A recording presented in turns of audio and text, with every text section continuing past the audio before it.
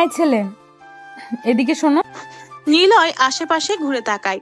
তাকে ডাকার মতো কাউকে না দেখতে পেয়ে সে আবারও পা বাড়ায় সামনের দিকে, কিন্তু তাৎক্ষণিক ওই ছেলে ডাকছি না আমি? ভাব নাও, তোমার ভাব বাসায় যেয়ে দেখাবা।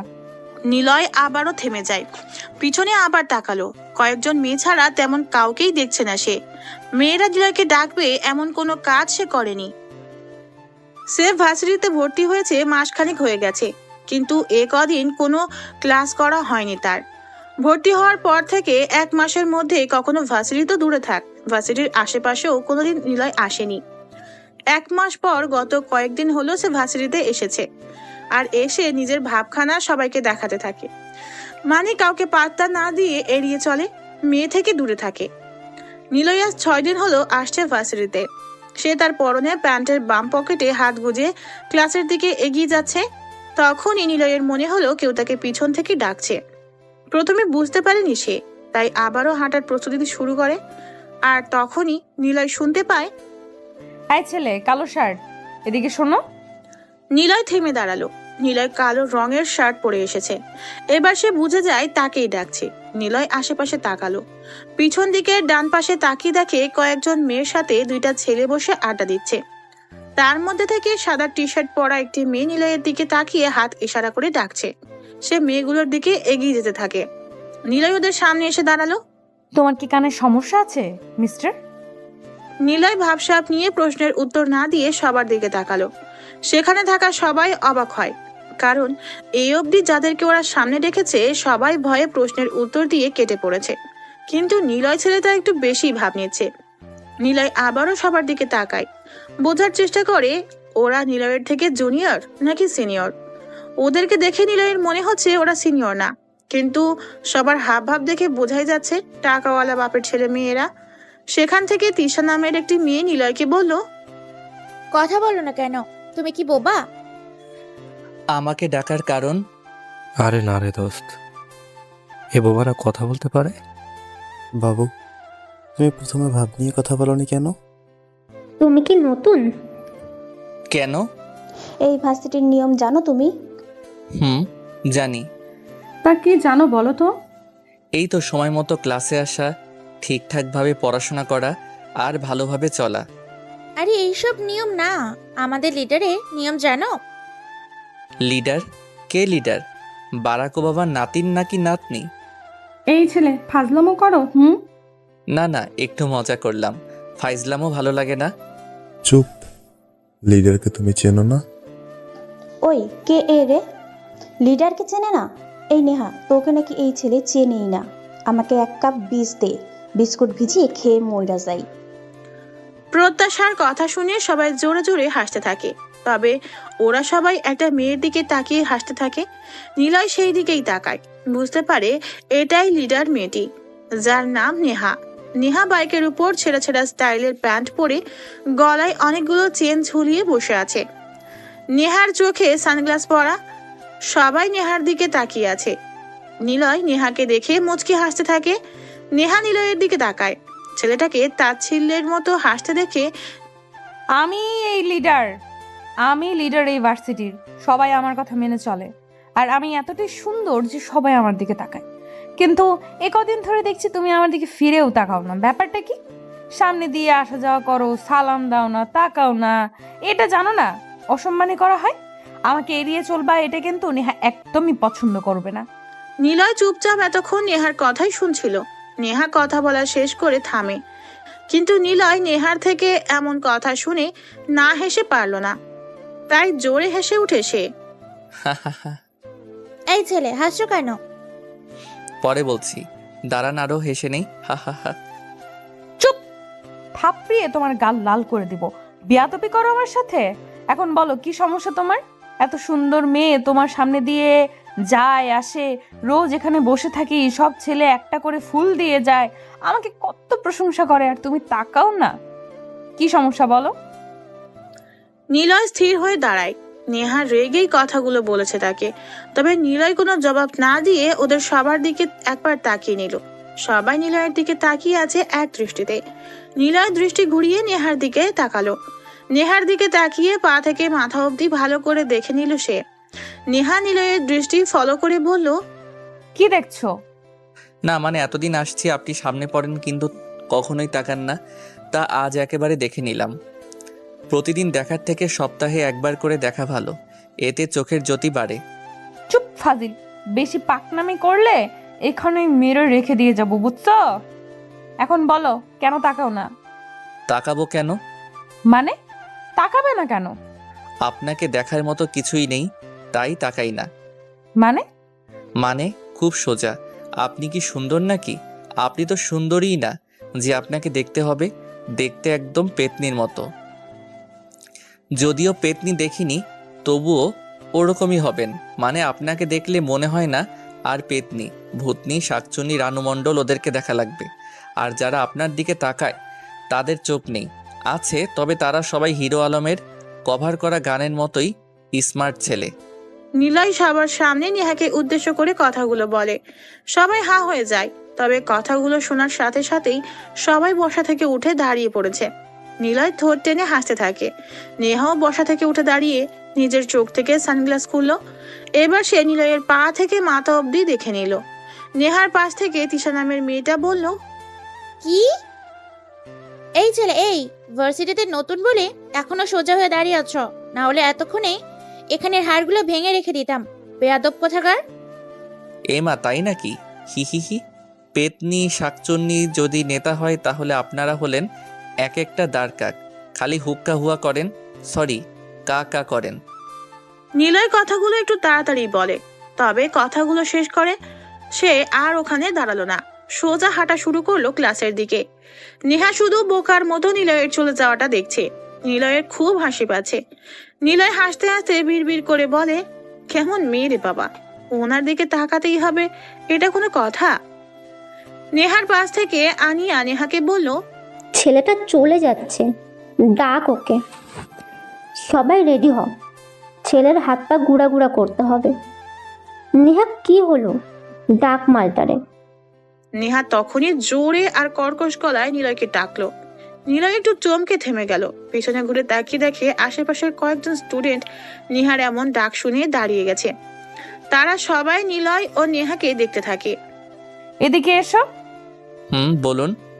নাম কি? কেন, নাম শুনে কি করবেন? পাত্রী খুঁজে দেবেন নাকি আমাকে কি মেরে আমার নামে বেড ভাড়া করবেন? চুপ, নাম বলো। বেশি কথা আমার পছন্দ না। আমার নাম নিলয়। বাপরে, ওই দেখ দেখ, লিডারের সাথে ছেলেটার নামের মিল আছে রে। ও হিমি, চুপ করবি? এমনিতে মেজাজ অনেক খারাপ। ওকে বস। আমাকে কি বললা তুমি? আমি পেতনি, শাকচুন্নি? আমাকে পেতনির মতো লাগে, রানু মণ্ডলের মতো লাগে? কই না তো, আপনি দেখতে অনেক অনেক মোটকো। কি দেখেছে ছেলেগুলো আপনার দিকে তাকায়? শুনুন, আর নয় হতাশা, আর নয় চিন্তা, এক ফাইলই যথেষ্ট। মোটু থেকে চিকন হন, চুমু হারলাম, ব্যবহার করুন। কি? এই ছেলে বেশি বেশি হচ্ছে কিন্তু। নতুন এসেছো তাই ছেড়ে দিলাম।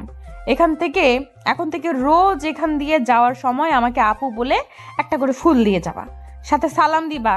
আর যদি না করো তাহলে কিন্তু তোমার কপালে শনির আখড়া হারবালের হসপিটাল আছে। আপনাকে আবার আপু বলতে হবে? দেখে তো মনে হয় আপনি ভাইয়া। আপু কি করে হলেন? শার্ট আর প্যান্ট পরে আছেন দেখছি। ও বুঝছি, আপনাকে ভাই আপু বলবো, তাই তো? নিলয় কথাটা বলে আর সেখানে দাঁড়ালো না, কারণ এখন যদি সে কাছে থাকে নেহা নিশ্চিত নিলয়ের গালে চড় বসিয়ে দিবে। নিলয় এবার একদম সোজা হেঁটে ওদের থেকে চলে আসলো। মনে মনে নিলয় হেসেই যাচ্ছে। নেহা হাবার মতো তাকিয়ে আছে নিলয়ের দিকে। নিলয় খানিকটা দূরে এসে পিছন ঘুরে তাকালো। নেহার পাশে ওর গ্যাংয়ের সবাই এসে দাঁড়িয়েছে। নিলয়ের দিকে মেয়েগুলো হা করে তাকিয়ে আছে। নিলয় নেহার দিকে তাকালো। সবার থেকে নেহা বেশি অবাক হয়েছে, কারণ একটাই, এর আগে কখনো কোনো ছেলে তার সাথে এভাবে কথা বলেনি। ছেলেরা ভয় পেত, না হয় মাথা নিচু করে কথা বলতো, না হয় বলতোই না। কিন্তু নিলয় প্রথমবার এভাবে কথা বলেছে লেডি গ্যাংদের সাথে। নিলয় আরো হাসতে থাকে, কারণ নিলয়ের বেশ ভালোই লাগছিল নেহাকে রাগাতে। নিলয় সাহসিকতার চরম পর্যায়ে পৌঁছে যায়।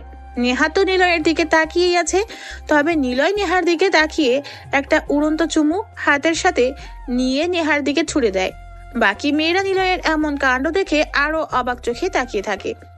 নিলয় সবকিছু বুঝতে পেরে মনে মনে বলল, এতদিন তোমরা ছেলেদের জ্বালিয়েছো আর আমি তোমাদের জ্বালাবো। নেহার পাশে থাকা মেয়েগুলো নিলয়ের কাজগুলো দেখে চরমভাবে রেগে গিয়েছে। তিশা এসে নেহার সামনে দাঁড়িয়ে বলল, মোড়ের মাথায় টাকলা হাসিমকে ফোন দে, 6 নাম্বার বাড়ির নিচতলার মিশিকে ডাক, গ্যাং রেডি কর। আমাদের লিডারকে অপমান, এইটা সহ্য হচ্ছে না, শাস্তি তো তোকে পেতেই হবে। কত বড় সাহস ওর! চান্দুকে সুযোগ বুঝে আমরা কেলাবো। আজ শুধু লিডার আমাকে অর্ডার করেনি, না হলে ছেলেটাকে স্ট্যাম্প দিয়ে পেটাতাম। চুপ কর সবাই, আমাকে ভাবতে দে, এখন কেউ কিচ্ছু করবে না। নেহা কথাটা বলে আবারও নিজের জায়গাতে যেয়ে বসলো। বাইকের উপর বসে পা ঝুলিয়ে নিলয়ের কথাগুলো ভাবছে।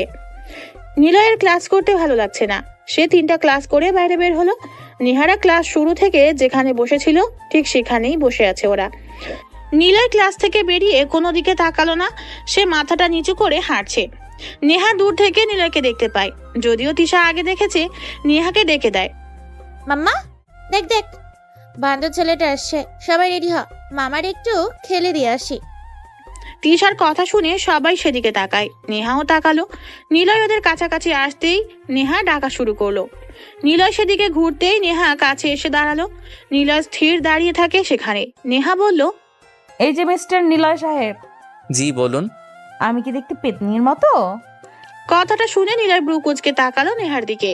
নেহা যে এতক্ষণ নিলয়কে নিয়ে আর নিলয় নেহাকে নিয়ে কি বলেছিল তার সবকিছু নেহা বাইকের উপর বসে ভেবেছিল। সেজন্য নিলয়কে দেখেই প্রশ্নটা করেছে। তবে নিলয় আবারও নেহাকে দেখতে থাকে, মনে মনে বলে, মোটেও না, তুমি দেখতে আসলেই সুন্দর। কেন জানি না তোমাকে রাগাতেই বেশি মজা লাগছে আমার।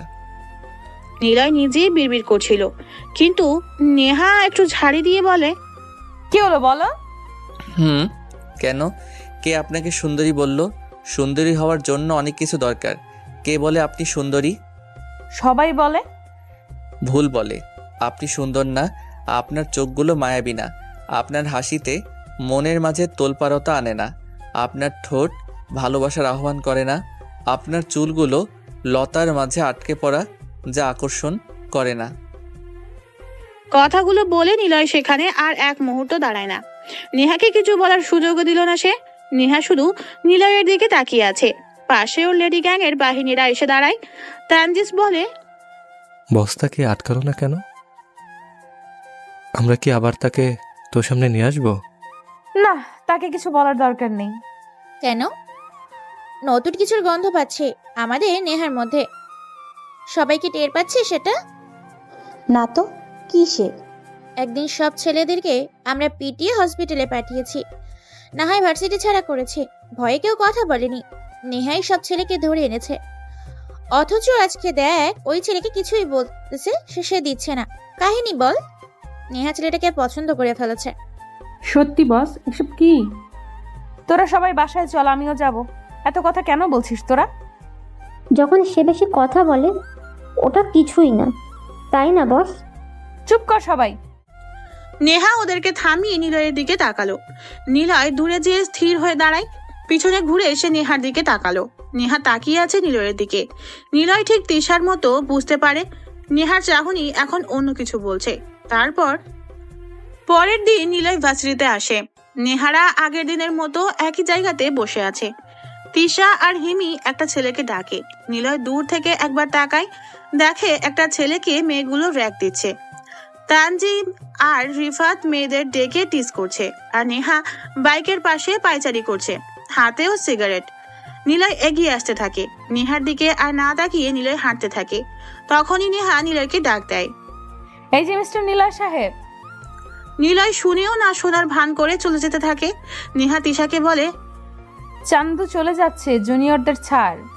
সবাই নিলয়ের দিকে তাকায়। নেহা খুব জোরে ডেকে ওঠে, ও হ্যালো, ডাকছি তোমাকে। এক ডাকে শুনতে কি কষ্ট হয়? নিলয় থেমে দাঁড়ালো। নেহার দিকে তাকিয়ে আস্তে করে হেলে তুলে হেঁটে নেহাদের কাছে আসে নিলয়। নিলয় কিছু বোঝার আগে বাকি সবাই আজ নিলয়কে দেখে হাসছে। নিলয় ওদের হাবভাব বুঝতে পারছে না, তবে এটা ঠিকই বুঝে ফেলেছে যে ওদের কোনো কুমতলব আছে। তা না হলে নিলয় কাল যা বলেছে তাতে করে নিলয়ের উপর সেগুলো রিভেঞ্জ নেওয়ার কথাই থাকবে, কিন্তু সেটা না করে সবাই হাসি হাসি মুখে তাকিয়ে আছে নিলয়ের দিকে।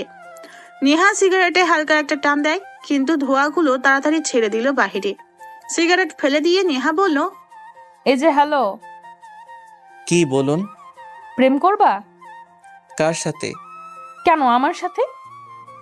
হি হি হি হি। হাসছো কেন? ছেলেদের সাথে আমি প্রেম করি না। নিলয় কথাটা বলে সেখানে এক মুহূর্ত আর দাঁড়ালো না। নেহা, তিশা, হিমি সবার হাসি বন্ধ হয়ে হাবার মতো তাকিয়ে আছে সামনে চলে যাওয়া ছেলের দিকে। কাল রাতে তিশা নেহাকে জানায় নিলয়ের শাস্তি দেওয়ার কথা, কিন্তু নেহা কোনো কিছু ভাবতে পারছিল না। সে সারা রাত ভেবেছে কেন ছেলেটা তাকে ভাবে বলেছিল। সে কি আসলেই সুন্দর না? এই জন্য তিশা বলে, আপাতত ছেলেকে সরাসরি প্রেমের প্রস্তাবে দিবি, তাকে বিরক্ত করা, প্রেমের অফার দেওয়া হবেই তার শাস্তি। কিন্তু এটাতে যদি সে সিরিয়াস হয়? আরো ভালো, শাস্তি এমনিতেই পাবে, আমরা তখন চলে আসবো। তার থেকে ব্যাটাকে বোঝাতে হবে মেয়েরা অপমানের শাস্তি কিভাবে কখন নিয়ে থাকে। ওকে, তাহলে নিলয়কে প্রথমে প্রেমের প্রস্তাব দিয়ে প্রেমে ফেলবো, তারপর বোঝাবো কষ্ট কাকে বলে। হুম, মূলত এটাই ছিল ওদের প্ল্যান। কিন্তু প্ল্যানে এভাবে নিলয় জল ঢেলে দিবে একদমই তা কেউ আশা করেনি। সবাই ভেবেছিল নিলয় হয়তো নেহার থেকে প্রেমের অফার পেয়ে খুশিতে গদগদ হবে, কিন্তু নিলয় উল্টা ওদেরকে ভাব দেখিয়ে চলে গেছে। নেহার আগে গজগজ করছে, ওদিকে নিলয় দূরে যেয়ে একবার পিছনে ঘুরে তাকায়। সে দেখে মেয়েগুলোর দল নিলয়ের দিকে হাঁ করে তাকিয়ে আছে। মেয়েরা সবাই তখন ভাবছে এই ছেলেটাই একমাত্র লোক যে ওদের অপমান করে বেঁচে ফিরে যাচ্ছে। সময় হোক তোমারে বুঝাবো। নিলয় নিজের কাজে চলে যায়। নেহা বাইকের উপর বসে মাথার মধ্যে শুধু নিলয় ঘুরপাক খাচ্ছে। ওই তিশা, আমার দিকে তাকা, সবাই তাকা। আমাকে কি ছেলে মনে হয় তোদের? লম্বা চুল, ঠোঁট, ব্রু সব আছে, তাহলে ওই বদমাইশ ছেলেটা আমাকে ছেলে বলে কেন গেল? আসলে তুই সবসময় জিন, শার্ট, টি শার্ট এসব পরে ঘুরে বেড়াস, এই জন্য বলেছেন। চুপ থাক, এগুলো ফ্যাশন। ওই ছেলেটাই একটা ফাউল, বজ্জাত, হারামি, মঞ্চর বেটা। আমাদের নেহার মন চুরি করে ছিনিমিনি করতেছে। ও, তোরা একটু সুযোগ পেলেই বেশি কথা বলিস, চুপ কর। নিলয় বসে আছে ভাবনাতে, নেহা এসে ঘুরে বেড়াচ্ছে। নেহাকে নিয়ে নিলয় ভাবছে মেয়েটা দেখতে যথেষ্ট সুন্দরী, কেন যে ওরকম ড্রেস পরে আসে। নিলয় রোজ নেহাকে লুকিয়ে দেখে। কিছু ছেলে মেয়ে আছে যারা তারা পছন্দের মানুষকে কখনো সামনে থেকে কথাও বলবে না, আবার দেখবেও না। কথা বললেও সরাসরি তার দিকে তাকাবে না, লুকোচুরিতে দেখবে তাকে। এটা সত্যিই ভালো লাগার একটা বিষয়। সেক্ষেত্রে নেহাও জানে না কিছু। প্রথম দিন নিলয় নেহাকে দেখেই প্রেমে পড়েছিল। যদিও প্রথম দেখায় প্রেমে পড়া যায় না, কিন্তু নেহাকে তার ভীষণ রকম ভালো লাগে। নেহার হাবভাব দেখে নিলয় বুঝেছিল নেহা সহজে পড়বে না, তাই তো এমন অপমান করে রাগিয়ে দেওয়াটা নিলয়ের মেয়ে পটানোর অংশ। নিলয় জানে কোনো সুন্দরী মেয়ে যদি কাউকে পাত্তা না দেয়, তবে তার সাথে আগে কথা বলে একটু ফ্রি হয়ে নিতে হয়। তাকে বুঝতে দেওয়া যাবে না আপনি তাকে লাইন মারেন। আর ঠিক এই সময়টাতে মেয়েটা বা ছেলেটাকে একটু একটু করে রাগাবেন। মিষ্টি কথা ভুলেও বলা যাবে না, কারণ সুন্দরী মেয়ে বা পপুলার ছেলে কেবল আপনি না, অনেক মেয়ে ছেলেই মিষ্টি কথা বলে প্রশংসা করে থাকে। তাই তারা নিজেদের বিশাল কিছু ভাবে। এজন্য প্রশংসার বিপরীত কিছু দিয়ে পটানো প্রয়োগ করা দরকার। এতে করে মেয়েটা বা ছেলেটা তাড়াতাড়ি পটে যাবে। নেহারা সবাই আড্ডা দিচ্ছে, হঠাৎ কয়েকটা বাইক ভার্সিটির মধ্যে প্রবেশ করে। 5টা বাইকে মোট 10 জন লোক ভার্সিটিতে প্রবেশ করে। বাইকগুলো নেহাদের সামনে এসে থামে। তিশা নেহার কাছে এসে বলে, নে, তোর আরেক হিরো চলে এসেছে। কে রাজ? নেহা কথাটা বলে বাইক থেকে নামলো। চলন্ত বাইকগুলো নেহার সামনে এসে থামে। একটা ছেলে বাইক থেকে নেমে নেহার সামনে এসে দাঁড়ালো।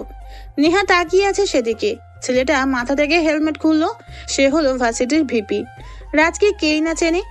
রাজ নেহার কাছে সরে আসলো, মুখে একটা হাসি দিয়ে বলল, চলো বিয়ে করে ফেলি, না হলে তোমার একটা ছবি আমি ভাইরাল করে দিব। দেখ, আমার বয়সে বড় তুই, বাবার পরিচিত বলে তোকে মেরে কবরের পাশে ফেলে রাখিনি বলে ভাবিস না আমাকে যা বলবি তাই মেনে নেব। এত সাপের মতো ফোঁস করো কেন? চিল বাবু চিল, তুমি যতই জ্ঞান চালাও না কেন, সবার আগে তুমি আমার হলে মেয়ে, সবার আগে তুমি হলে মেয়ে। আর মেয়ে কিন্তু হয় ড্রেস আপ পরা পরি, ড্রেস ছাড়া ছেড়ি। তুই ভিপি বলে মনে করিস না তোর সাথে সব মেয়ে ফিদা হয়ে কথা বলবে? লেডি গ্যাং এর লিডার আমি। লেডি পাওয়ার জানিস না? তোরা ছেলেরা শক্তি দিয়ে খেলবি আর আমরা মেয়েরা মাইন্ড দিয়ে খেলবো, বুঝেছিস? তোর পথ থেকে নামাতে আমার 2 ঘন্টাও টাইম লাগবে না, মনে রাখবি, বুঝেছিস? তোমাকে তো পরি বানাবো, সেই সুযোগ তো দিয়েছি বারবার। তাই নাকি? আচ্ছা, এত ফোঁস করছো, সুযোগ বুঝে। আমি যে কত বড় পাকা খেলোয়াড় সেটা তো তুমি জানোই না। ঠিকমতো খেলতে ভালোবাসি। It's called mind game. মাস্তানি আমার সাথে দেখাবে না, লেডি মাফিয়া চুপচাপ হয়ে থাকবি। এরপর যখন রাস্তা থেকে তুলে নিয়ে যাব, ডাকিস তোর গ্যাংকে। রাজ কথাটা বলে সেখান থেকে চলে যায়। নেহা শার্টের নিচ ও কোমর থেকে পিস্তল বের করে রাজের দিকে বাড়িয়ে ধরে। তিশা আর হিমি এসে নেহাকে আটকায়। তিশা বলে, পাগল হয়ে গিয়েছিস? এটা পাবলিক প্লেস, ভিপির দিকে পিস্তল ধরেছিস, সবাই কিন্তু দেখছে, সমস্যা আছে অনেক। রিল্যাক্সিস, শালাকে বাড়ি থেকে তুলে আনবো। বাদ দে। রাজ হলো ভার্সিটির ভিপি। গত 5 বছর ধরে সে এই পদে আছে। রাজের নামে অনেক রিপোর্ট আছে। সুন্দরী মেয়ে দেখলে তার অসহায়ত্বের সুযোগ নিয়ে রুমে নিয়ে যায়, তারপর ভিডিও করে সেটা নিয়ে ব্ল্যাকমেল করতে থাকে। নেহাকে দেখে রাজ প্রথমে এটারই সুযোগ নিতে চাইছিল, কিন্তু প্রথমত নেহাকে রাজ চিনত না। আর রাজ যখন নেহার ব্যাপারে জানে তখন সে নেহাকে বিয়ের অফার দেয়। তবে নেহা রাজের ব্যাপারে জেনেই এখানে এসেছিল, রাজকে যেন তার উপযুক্ত শাস্তি দিতে পারে। কিন্তু প্রমাণ আর সুযোগের অভাবে রাজকে নেহা কিছুই বলতে পারছে না। ভাই, নেহাকে কিছু বলবেন না আপনি? আশিকের কথায় রাজ সেদিকে তাকালো। নেহাকে রাজ পেতে চায়, কিন্তু নেহাকে সহজে পাওয়া অসম্ভব। আশিক হলো রাজের কাছের লোক, রাজের সব কাজে আশিক আছে। এর জন্য রাজের অপমানটা আশিক নিতে পারছে না। ভাই, নেহাকে তার অবস্থানটা বুঝিয়ে দেই। কি করবি? ওকে সহজে কাছে পাওয়া যাবে না। যে জিনিস সহজে পাওয়া যায় সে জিনিসের তৃপ্তটা কম থাকে। জোর করে কিছু নিলে সেটার প্রতি আগ্রহ বেশিই থাকে ভাই। আমি শুধু ওর বিষ দাঁতটাই ভাঙবো, মারবো না। ওকে, যা ইচ্ছে কর। আশিক রাজের সামনে থেকে চলে আসে। একটা ছেলেকে ফোন দেয় ও। তোদেরকে যা বলেছিলাম তা করে দেবো আমি। প্রয়োজনে আমার কাজটা হলো নেহাকে ভাইরাল করা। কিভাবে করবি তোরা জানিস, আমি আছি। আশিক ফোন কেটে দেয়। তারপর পরের দিন নেহা আর ওর গ্যাংয়ের সবাই ক্যাম্পাসে বসে আছে। নেহা চুপচাপ বসে রাস্তার দিকে তাকাচ্ছে। হিমির কথা শুনে নেহা সেদিকে তাকায়, দেখে নিলয় হেঁটে ওদের রাস্তা সোজাই আসছে। নেহাদের কাছে আসতে নিলয়কে ডাক দেয় তিশা। এই যে ছাগল আর বিচকেল বয় নিলয়। নিলয় ভার্সিটিতে আজও একই সময় এসেছে। সে কোনো দিক না তাকিয়ে সামনে চোখ রেখে হাঁটছিল, কিন্তু নেহাদের কাছাকাছি আসতে তিশা ওকে ডাকে। নিলয় দাঁড়িয়ে ডান পাশের দিকে তাকায়, দেখে নিহার সাঙ্গপাঙ্গদের মধ্যে তিশা মেয়েটা তাকিয়ে আছে নিলয়ের দিকে। নিলয় বুঝে যায় তাকে সেই রেগেছে। আজকে ওরা নিলয়কে পচানি দিয়ে কথা বলল। নিলয় এগিয়ে যায় সেদিকে। নেহা বলল, এই যে হনুমান, এদিকে তাকালে না কেন? সোজা চলে যাচ্ছিলে যে? কাল না বলেছিলাম আমাকে দেখে কথা বলে তারপর ক্লাসে যাবা? ও, কিন্তু আপনারা কারা বলেন তো? আপনাদের না ঠিক চিনতে পারছি না। মানে আমরা কারা মানে কি? এই বেয়াদব বজ্জাত ছেলে। না না না, আপনাদের তো দেখে মানুষ মনে হচ্ছে না। মানে কি মনে হচ্ছে? সব কয়টা দেখতে আলকাতরা মাখানো পেতনির দল মনে হচ্ছে। এমন পেতনির দিকে কেউ তাকায়? আপনি বলেন তো। নীলার কথাটা বলে সরু চোখে নেহার দিকে তাকালো। সবার দিকে একবার তাকিয়ে নিল সে। সবাই যে যার মুখের দিকে তাকিয়ে চেয়ে আছে। নিলয় ওদের সামনেই হেসে উঠল। নিলয়ের এমন অসময়ে বিদঘুটে মার্কা হাসি দেখে সবাই রাগি লুকে তাকালো। নিলয় আরো একটু বেশি শয়তানি মার্কা হাসি দিয়ে তিশার দিকে তাকিয়ে বলল, এই যে জরিনার মা, আমাকে ছাগল বলেছিলেন আর বিটকেল, তাই না? তুমিও দেখতে ওরকমই। হি হি হি হি। এই, আপনি হাসবেন না তো। আচ্ছা, আপনারা দেখতে কেমন বলবো? সবগুলো না লেজ কাটা বান্দরনি। এই বান্দরনির দল কলা খাবা? যাই কলা কিনে আনি। নিলয় কথাটি বলে নেহার দিকে তাকালো। নেহা আগে থেকেই নিলয়ের দিকে চোখ বড় করে তাকিয়ে আছে। নিহার এমন তাকানো দেখে নিলয় হাসি চেপে রাখতে পারে না। নিলয় আবারও হো হো করে হাসতে থাকে। নিলয়ের এমন বিদঘুটে হাসি দেখে নেহা বাইকের উপর বসা থেকে উঠে দাঁড়ালো। নিলয় আস্তে করে হেঁটে ওর সামনে গেল। নিলয় কারোর সাথে কোনো কথা না বলে নেহার মুখের কাছে মুখ নিয়ে গেল। নেহা আরো অবাক হয়ে নিলয়ের দিকে তাকিয়ে আছে। আর পাশের গুলা তো মরো অবস্থা। সবাই বেশ উত্তেজিত হয়ে ভাবছে, আজই প্রথম কোনো ছেলে আমাদের সাথে এত সাহস দেখাচ্ছে। এত সাহস কোথা থেকে পাচ্ছে ছেলেটা? নিলয় কাউকে পাত্তা না দিয়ে নেহার মুখের কাছে মুখ নিয়ে গেল। তারপর জোরে হেসে নিলয়ের ডান হাত দিয়ে নেহার টোল পড়া মুখটা টেনে ধরলো। সবাই নিলয়ের তখন দিকে আরো অবাক হয়ে তাকাচ্ছে। নিলয় নেহার গালটা টেনে ধরে বলল, মাঝে মাঝে তো ইচ্ছে করে একটা কল্পনার নৌকা সাজিয়ে একটা পেতনিকে নিয়ে ঘুরে আসি মহাসমুদ্রের মাঝে, যেখানে কেবল থাকবে একটি ভূত আর সেই ভূতের পেতনি। তবে সেটা কিন্তু আপনি না, আপনি তো পচা একটা পেতনি। কি দেখে আপনার দিকে ছেলেরা তাকায় বলেন তো? নিলয় কথাটা বলে গাল ছেড়ে দিল। পাশে নেহার গ্যাংয়ের দিকে এক পলক তাকালো সে। সবাই গালে মাছি ঢোকার মতো ভঙ্গিতে হাঁ করে নিলয়ের দিকে তাকিয়ে আছে। তারপর কোনো কিছু না বলে সোজা হাঁটা শুরু করলো। নেহা স্তব্ধ দৃষ্টিতে নিলয়ের চলে যাওয়া দেখছে। নিলয় একটু দূরে এসে ওদের দিকে ফিরে তাকায়। সবাই একবার নেহার দিকে তাকায়, আরেকবার নিলয়ের দিকে তাকাচ্ছে। আর নেহা দেখছে নীলকে। নিলয় নেহার ফর্সা গাল লাল করে দিয়ে এসেছে, তবে নেহাকে এবার দেখতে আরো সুন্দর লাগছে। নিলয় মুচকি হেসে চলে যায়। মনে মনে ভাবে, আচ্ছা নেহাকে মানে গুন্ডাবি কেন করে বেড়ায়? সবসময় গ্যাং নিয়ে কেন ঘোরে? সে কি সত্যি গুন্ডি মেয়ে নাকি ভাব ধরে থাকে? জানতেই হবে আমার। নেহা, তুই কি রাজভাইয়ের সাথে ভালোভাবে থাকতে পারিস না? তানজিমের কথা শুনে নেহা ওর দিকে তাকালো।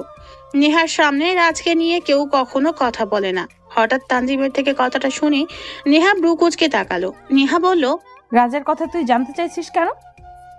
আসলে খবর পেলাম রাজের লোক আশিক আজকে একটা মিশনে যাবে। রাজের খারাপ কাজের বড় সাক্ষী কিন্তু আশিক।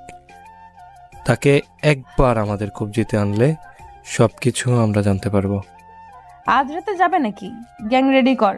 তুই আর রিফাত মিলে আশিককে আটকাবি, বাকিটা আমি দেখব। ওকে, সব সামলে নেব।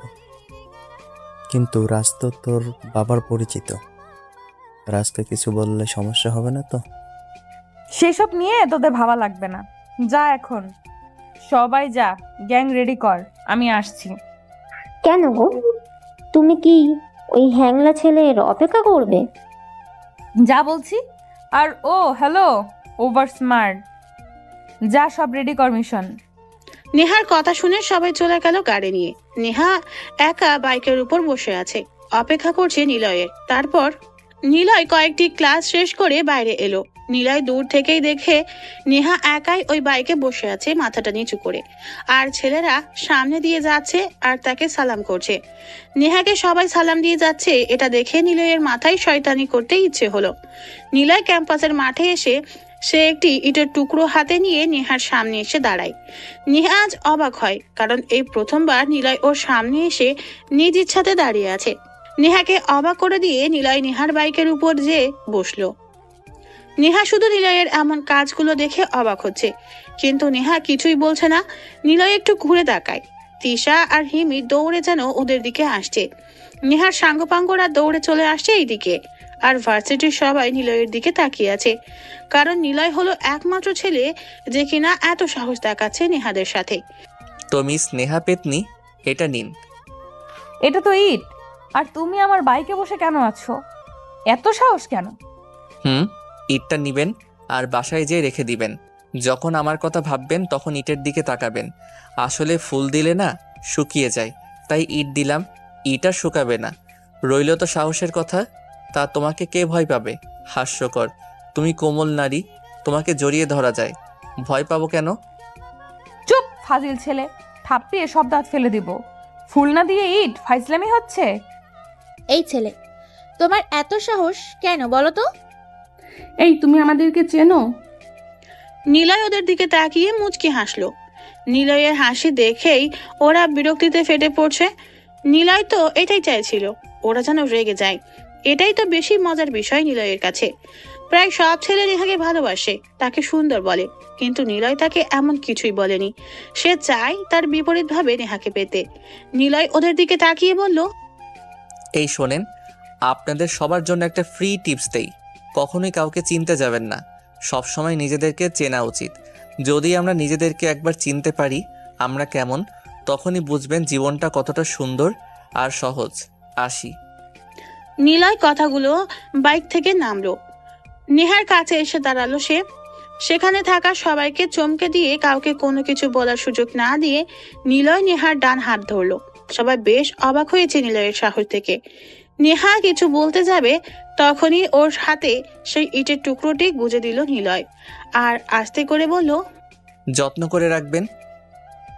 আর দাঁড়ালো না সেখানে, ও সোজা হেঁটে চলে আসলো।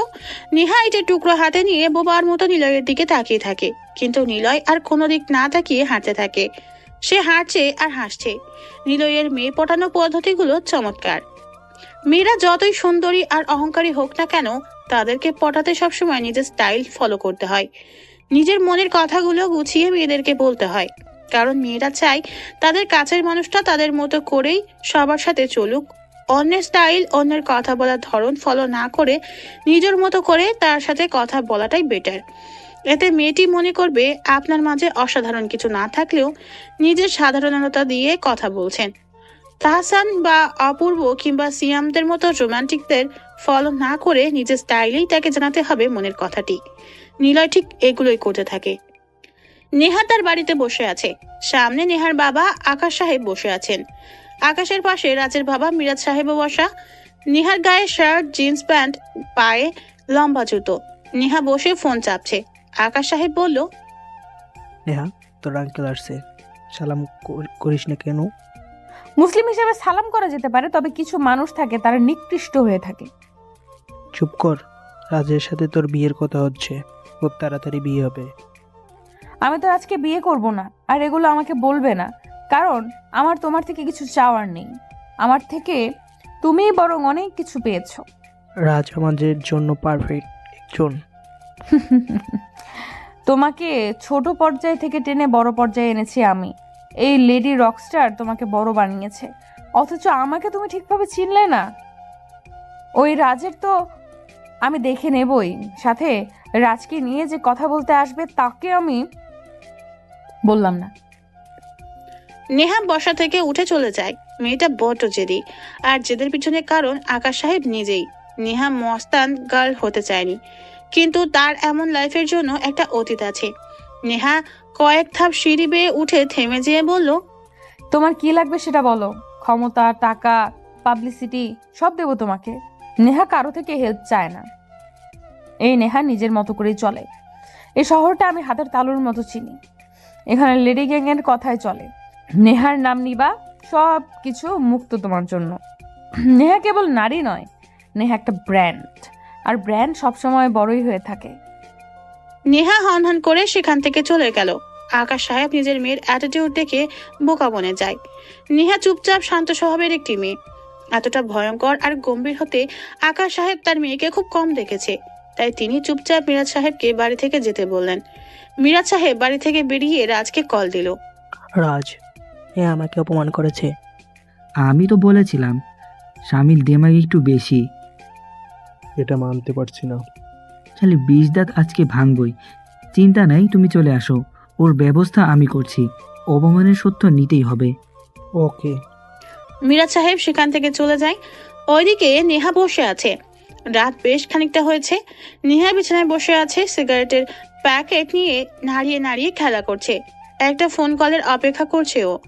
হঠাৎ ফোনটা বেজে উঠলো। তাকিয়ে দেখে তানজিমের নাম্বার। হ্যাঁ তানজিম, বল। কোথায় তুই? আশিক এখনই চলে আসবে, জলদি জঙ্গলের রাস্তায় আয়। আচ্ছা আসছি, সবকিছু রেডি? সব রেডি, তিশারাও আছে, চলে আয় দ্রুত। তানজিম রাস্তার পাশে দাঁড়িয়ে আছে, পিছনে কোমরে একটা পিস্তল গোজা। সে অপেক্ষা করছে আশিকের জন্য। সে একাই আছে এখানে। নেহা রুম থেকে বের হলো। আকাশ সাহেব নেহাকে ডাকলেন। নেহা একটু থেমে ওনার দিকে তাকালো। এত রাতে কোথায় যাচ্ছিস? নেশাচরেরা রাতের প্রহরী হয়, রাজ্যে তাদের খেলার পরিবেশ। কোথায় যাচ্ছিস? আমার কাছে কোনো প্রশ্ন নয়, আমি কৈফিয়ত দিতে নয়, নিয়ে থাকি। তবে ভয় নেই, এমন কাজ করব না যেটাতে তোমার পজিশন থেকে তোমাকে কেউ সরিয়ে দেবে। মাথায় হেলমেট পরে নিল ও, কালো কোট আর সাদা টি শার্ট পরে নিল ও। মাথায় কালো হেলমেট। নেহা তানজিমের দেওয়া লোকেশনের দিকে এগিয়ে যাচ্ছে। একটাই চিন্তা, রাজকে শেষ করবে ও। নেহা বাইক একটু স্লো করেছে, কারণ বাইকে আলোতে সে দূরে দেখতে পায় আশিক দাঁড়িয়ে আছে। সামনে রিফাত পিস্তল ঠেকিয়ে দাঁড়ানো আছে। নেহা তাড়াতাড়ি বাইক নিয়ে ওদের সামনে আসলো। কিছুটা দূরে বাইক রেখে নেহা পিস্তল বের করে গুলি লোড করে এগিয়ে যেতে থাকে। আশিকের সামনে এসে দাঁড়ালো নেহা। আশিকের কপাল ফেটে রক্ত বের হচ্ছে, বোঝা যাচ্ছে তাকে আঘাত করা হয়েছে। নেহা আশিকের কপালে পিস্তল ঠেকিয়ে বলে, কোথায় যাচ্ছিলি? ভাবছিস তোরা যা খুশি করবি, আমার গ্যাংটাকে ধ্বংস করবি? সেটা তো হবে না। মাছের গন্ধে বিড়াল এসে দূরে বসে শুধু ম্যাও ম্যাও করে, খাবার খেয়ে নিয়ে যেতে পারে না। বিড়াল ম্যাও ম্যাও না করে যদি মাছটা নিয়ে চলে যায় কিংবা মাছে কোনো রকম মুখও লাগায়, সেই মাছটা কিন্তু মানুষ কখনোই খাবে না, বিড়ালেরই হবে। তবে বিড়াল এত কিছু করে না, সে পারে শুধু ম্যাও ম্যাও করতে। শালা বিড়াল হয়ে সিংহীর কাছে খাবার কেড়ে নিবি, তাই না? রাস্তায় ধুলো জমে থাকে, কিন্তু বৃষ্টি ছাড়া সেই ধুলো কখনো যায় না। আমি রক্তের বৃষ্টিতে রাস্তার ধুলো সবগুলো মুছে দিব। গুড, সাহস আছে তোর। তোর সাহসের আমি। নেহা কথাটা বলে পিস্তলের ট্রিগারে চাপ দিতে যাচ্ছিল, তখনই একটা গুলির শব্দ শুনতে পায় সে। তখনই দেখে পাশে দাঁড়িয়ে থাকা রিফাতের পায়ে গুলি লেগেছে আর সে মাটিতে পড়ে গেল। নেহা পিছনে ঘুরে তাকায়, দেখে দূরে তানজিম দাঁড়িয়ে আছে। নেহা কিছু সময় স্তব্ধ হয়ে তাকিয়ে থাকে তানজিমের দিকে। তানজিম এগিয়ে আসে নেহার কাছে। নেহা বলে, তানজিম, তুই কি রিফাতকে গুলি করেছিস? আমার হাতে পিস্তল, এখানে আমরা তিনজন, পিছনে গুলি লেগেছে ওর। গুলিটা আমি ছাড়া আর কে করবে? মানে কেন, কি বলছিস তুই এসব? চুপ কর। আশিক ভংনা ধরে বসে থেকে উঠে দাঁড়াও, আমার প্রাপ্য মিটিয়ে দাও। আমি চলে যাই, তোমাদের মধ্যে জড়াতে চাই না। বলেছিলাম না রাস্তার ধুলোগুলো আমি রক্ত দিয়ে মুছবো। তোর ঝরা রক্তে ধুলো ঝরা রাস্তা হবে বিদঘুটে ভয়ঙ্কর প্রতিচ্ছবি। শাড়িতে নারী, নারীতে হবে তোর উপরে বাড়ি। তিশা, হিমি। নেহা, ওরা কেউ নেই, তুই পালিয়ে যা। তানজিম আমাকে আর তোকে মিথ্যা বলে এখানে এনেছে। আমাকে বলেছিল তিশারা সবাই আছে, কিন্তু ওরা কেউ নেই। আমাদের গ্যাংয়ের কেউ জানে না আশিকের আজ এদিক দিয়ে যাওয়ার প্ল্যান আছে। তানজিম প্ল্যান করে তোকে এখানে মারতে ডেকেছে। আমি তিশাদের কথা জিজ্ঞাসা করি, কিন্তু তানজিম বলে সবাই আছে এখানে, কেউ নেই, তুই চলে যা। নেহা পালাতে নয়, মারতে ভালোবাসে। নেহা মানে ব্র্যান্ড, আর ব্র্যান্ড সবসময় সবার উপরেই থাকে। নেহা কথাটা বলে পিস্তল পিছনে টেনে গুলি লোড করে তানজিমের দিকে ধরে। সাথে সাথেই আশিক পিছন থেকে নেহার পিঠে স্টিক দিয়ে জোরে একটি বাড়ি দেয়। নেহার হাত থেকে পিস্তল পড়ে যায়। নেহা ছিটকে পড়ে রাস্তার উপর। আশিক ওর পিস্তল তুলে নিয়ে নেহার দিকে অগ্রসর হয়। শালা, তুই না পুরুষ মানুষ, পেছন থেকে মারলি কেন?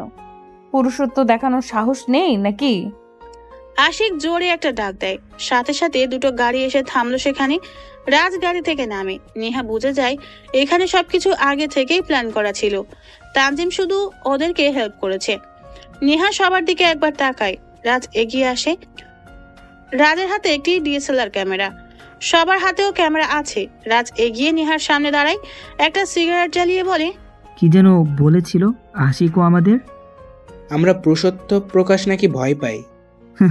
সবাই ধর ওরে, পুরুষত্ব প্রমাণ করব। রাজের কথা শুনে আশিক, তানজিম নেহার হাত ধরলো, আর দুটো ছেলে এসে নেহার পা চেপে ধরলো। নেহা আর নড়তে পারে না। রাজ গা থেকে কোট খুলে মাটিতে ফেলে দেয়। নেহা রাজের দিকে তাকিয়ে আছে। নেহা চিৎকার করে না। রাজ অবাক হয়ে বলল, তুই চিৎকার করিস না কেন? নেহা সিংহী, আর এই নেহা বাঁচার জন্য চিৎকার করে না, হিংস্রতার প্রকাশ করতে চিৎকার করে। আর সেই চিৎকারে তোদের মতো খেক শিয়ালগুলো ভয়ে বন ছেড়ে পালিয়ে থাকে। তোর জেদ অনেক বেশি রে শালি। খেক শিয়ালেরও এক একটা দল হিসেবে হিংস্রদের খাবারও কেড়ে খায়, জানিস তো? ওটা কেড়ে বলে না, চুরি করে খাওয়া বলে শালা। রাজ আর অপমান নিতে পারছে না। নেহার গা থেকে কোট খুলে ফেলে রাজ। কোটটা হাতে নিয়ে দূরে রাস্তার উপর ছুঁড়ে মারে। সবাই হাসতে থাকে তখন। নেহা তখনও চিৎকার করে না, তবে ছাড়ানোর জন্য ছটপট করে। রাজ এটা দেখে বেশ মজাই পাচ্ছে। রাজ নেহার দিকে ঝুঁকে বসে। নেহার কপালে আঙুল রাখতেই নেহা থুতু দেয় রাজের মুখে। শালি আমার সাথে দেমাগ দেখাও, ওই ক্যামেরা অন কর। শালি রাজকে বোঝাবো পুরুষ মানুষ কাকে বলে। রাজ কোনো কিছু না বলে নেহার ঠোঁটের দিকে এগিয়ে যেতে থাকে। নেহা নিজেকে ছাড়ানোর জন্য ছটপট করা শুরু করে দেয়। নেহা কিছুই বলছে না। রাজ খুব কাছে চলে আসতেই একটা স্নাইপারের গুলি নেহার পা ধরে রাখা একটি ছেলের কপালে এসে লাগে। রাজ থেমে যায়। সবাই লাফ দিয়ে পিছনে এক হাত করে সরে যায়। রাজ বসা থেকে উঠে দাঁড়ায়। পিছনে সামনে চারপাশে ঘুরে তাকিয়ে সে কাউকেই দেখতে পায় না। নেহা হাসতে থাকে জোরে। রাজ নেহার দিকে তাকিয়ে বলে, এই হাসিস কেন? এসে গেছে আমার গ্যাংয়ের লোক, এবার তোদের মতো বুড়নো শিয়ালগুলো ভাগবে। চুপ কর। রাজ পিস্তল বের করে, হাওয়াতে দুটো গুলি চালায়, তারপর চিৎকার করে বলে, কে বেরিয়ে আয়, কে বেরিয়ে আয়, সারা হারামি কে আছে, সাহস থাকলে বেরিয়ে আয়। রাজের কথা শুনে আরো একটা স্নাইপারের গুলি শা শা করতে করতে এগিয়ে ওদের দিকে। নেহার সেকেন্ড পা যে ধরে রাখছিল তার বুকে এসে লাগে গুলিটা। সাথে সাথে লাশ ছিটকে পড়ে দূরে। নেহা বসা থেকে উঠে দাঁড়ায়। রাজের রাখা সিগারেটের প্যাকেট থেকে সিগারেট তুলে নিয়ে গালে রাখলো। তানজিম ভয়ে কাঁপছে। রিফাতের পাশে দুটো লাশ পড়ে আছে। রিফাত কোনো রকম বসা থেকে উঠে দাঁড়ালো। নেহার হাতে নেহার পিস্তল তুলে দেয়। তানজিম ভয়ে দৌড়ানো শুরু করে। নেহা তানজিমের পায়ে গুলি করে। তানজিম খোঁড়াতে খোঁড়াতে দৌড়ায়। নেহা শব্দ করে হাসে। রাজের সব লোকেরা গাড়ির কভারে যেয়ে বসে থাকে। হঠাৎ একটি বাইকের শব্দ দূর থেকে ভেসে আসতে থাকে। আলোহীন হেডলাইটে একটি ছায়ামূর্তি দেখা যায়। এক হাতে স্নাইপার গান, মাথায় হেলমেট পরা, কালো শুট বুট পরা, হিরোর মতো স্টাইল। সোজা বাইকটা এনে নেহার পাশে এসে থামলো আগন্তুক। মাথা থেকে হেলমেট খোলে, কিন্তু মুখ দেখা যাচ্ছে না। মুখ ভর্তি মাস্ক পরা। নেহার পাশে এসে দাঁড়ালো। নেহার ঠোঁটে সিগারেট। আগন্তুক এসে নেহার ঠোঁটের থেকে সিগারেট কেড়ে নিয়ে নেহা ঠিক যতটুকু ঠোঁটের সাথে আটকে রেখেছিল ততটুকুই নিজের ঠোঁটে নিয়ে আগুন জ্বালায়। বোঝা যাচ্ছে আগন্তুক একটা ছেলে। ছেলেটার অ্যাটিটিউড দেখে নেহা নিজেও অবাক হয়। বুঝতে পারে এটা ওর গ্যাংয়ের কেউ না।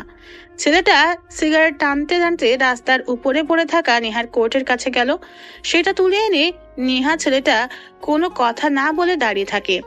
রাজ বলে, ওই কুত্তার বাচ্চা, কে তুই? তোর সাহস কি করে আমার লোকদের মারার? জানিস আমি কে? ভিপি রাজ আমি, তোকে আমি। রাজ এগিয়ে আসতে থাকে। ছেলেটা নেহার হাত থেকে পিস্তল কেড়ে নিয়ে ট্রিগারে একটা চাপ দেয়। গুলিটা আশিকের দিকে চালায় ছেলেটা। সোজা কপালে যেয়ে লাগে। রাজ ভয়ে একটা ঢোক গেল। নেহা বলল, শালা আমাকে শেষ করবি? আমার ভিডিও ভাইরাল করবি? তোকে এখানে কাপড় ছাড়া দাঁড় করিয়ে দেব। কথাটা বলে নেহা ছেলেটার হাত থেকে পিস্তল নিয়ে রাজের পায়ে গুলি করে। তারপর পকেট থেকে ফোন বের করে পুলিশদের ফোন করে। নেহা রাজের দিকে তাকিয়ে বলে, তোকে চাইলে এখানে মারতে পারি, কিন্তু তোর মতো মাছি মেরে আমার গ্যাংয়ের নাম খারাপ করতে চাই না। পুলিশ আসছে প্রমাণ খুঁজে বের করতে, এখন 2 মিনিটও লাগবে না। তারপর নেহা তিশাদের কাছে ফোন দেয়। কয়েক মিনিটের ভিতরে ওরা সবাই চলে আসে সেখানে। তিশারা সবাই আসতেই নেহা বলে, তোরা রিফাতকে হসপিটালে নিয়ে যা, তানজিমকে আমি দেখছি। তিশারা রিফাতকে নিয়ে চলে যায়। তানজিম দূরে পড়ে আছে। নেহা পিস্তল হাতে নিয়ে তানজিমের কাছে আসলো। তানজিমের পাশে বসে বলল, তোর মনে আছে ছাত্রলীগ ঝামেলায় তোর বুকে বোম বেঁধে রেখেছিল ছাত্র নেতারা? তোর বাড়ি এখানে না, তুই মরলে তোর খবর কেউ পেত না। কে বাঁচিয়েছিল তোকে বলতো, মনে পড়ে? তুই বাঁচিয়েছিলি। নেহা আশিক আমাকে অনেক টাকার লোভ দেখায়, খুব দরকার ছিল। ভুল করলে ক্ষমা করা যায় রে পাগল, কিন্তু বেঈমানদের কোনো ক্ষমা নেই। টাকার প্রয়োজন সেটা আমাকে বলতে পারতি। ক্ষমতা সবাই পেতে চায়। ক্ষমতা এমন জিনিস, না পেলে বোল্ড আউট, আর পেলে গ্যালারি 6। ভালো থাকিস উপরে। নেহা কথাটা বলে শার্ট শার্ট করে কয়েকটা গুলি করলো তানজিমের বুকে। তানজিম চিৎকার করার আগে যেন নিস্তেজ হয়ে যায়। তানজিমের লাশ রাস্তার পাশে পড়ে থাকে। নেহা রাজের কাছে আসে, রাজকে বলে, তোকে এখন বাঁচিয়ে রাখতে পারতাম, কিন্তু সেটা করব না। আমি পুলিশকে আসতে বলেছি আর আমি তোকে মেরে ফেলবো। তোকে না মারলে পুলিশ এমনিতেও সন্দেহ করবে, কারণ গ্যাং একমাত্র এই শহরে শুধু আমার আছে। তাই মারলেও দোষ আমার উপর, না মারলেও আমার উপরই পড়বে। তবে no proof no crime, only love. কি যেন বলেছিলি? আমার রক্ত ধুলো ঝরা রাস্তায় ধুলোর সাথে মিশে থাকবে। তোদের রক্ত মিশে যাচ্ছে, সেই রক্ত রাস্তার কুকুর এসে খাবে। নেহা আর দেরি করে না, পিস্তল থেকে একটা গুলি রাজের বডিতে পারতে যাবে, তার আগেই পিছন থেকে ওই আগন্তুক ছেলেটা রাজের কপালে গুলি করে মেরে দেয়। নেহা চমকে পিছনে তাকালো। ছেলেটা ওর বাইকের কাছে এগিয়ে যায়, মাথায় হেলমেট পরে নিয়ে বাইকের উপর বসে। নেহা দৌড়ে বাইকের সামনে এসে দাঁড়ায়। কে তুমি? আমার গ্যাংয়ের কেউ কখনো এভাবে আমার সামনে আসবে না। কে তুমি? বলো এখনই। আমি কে সেটা অজানাই থাকুক। কিছু মানুষ আছে যাদেরকে অজানাই থাকতে হয়, রাখতেও হয়। তাদের রহস্য যদি কেউ জানে, সে হয় ওই রহস্যময়ের প্রেমে পড়ে যাবে, না হয় রহস্যময়ের থেকে দূরে যাবে। নেহা কণ্ঠ চেনার চেষ্টা করলো, কিন্তু ঠিক চিনতে পারছে না, কারণ অপরিচিত লাগছে নেহার কাছে সব। এত কিছু শোনার দরকার নেই আমার। কে তুমি বলো? পুলিশ চলে আসবে, এখান থেকে চলো। আর বললাম না, আমি কে জানলে প্রেমে পড়ে যাবে, না হয় দূরে সরে যাবে। প্রেমে তো পড়বে না জানি, কারণ তুমি নিলয় নামের কাউকে ভালোবাসো। তাই আমি সেখানে থাকতে চাই না, এই জন্য দূরে যেতেই হবে। যখন সব অজানা রেখেই হারিয়ে যাই। নেহা বাইকের কাছে এগিয়ে যায়। ছেলেটা বাইক স্টার্ট দিয়েছে, একটুখানি আগিয়ে এসে বাইক থামালো সে। নেহার দিকে তাকিয়ে চিৎকার করে বলল, শাড়িতে নারী, তোমাকে শাড়ি নতুবা সালোয়ার কামিজে চুলগুলো স্টাইল নয়তো খুলে দিয়ে, চোখে হালকা কাজল, ঠোঁটেও হালকা লাল অ্যাপ্রন দিয়ে একদিন বাইরে আসবেন। দেখবেন গোলাপের উপর সবার নজর থাকবেই। দুনিয়াতে ভালো মানুষের অভাব। ড্রেস দেখে সবাই ভালো খারাপ নির্ণয় করে। শার্ট প্যান্টে নারী নয়, শাড়ি সালোয়ারে নারী। এটা মনে রাখবেন। আপনি আসি। আগন্তুক কথাটা বলে সেখান থেকে বাইকের স্পিড তুলে চলে আসে।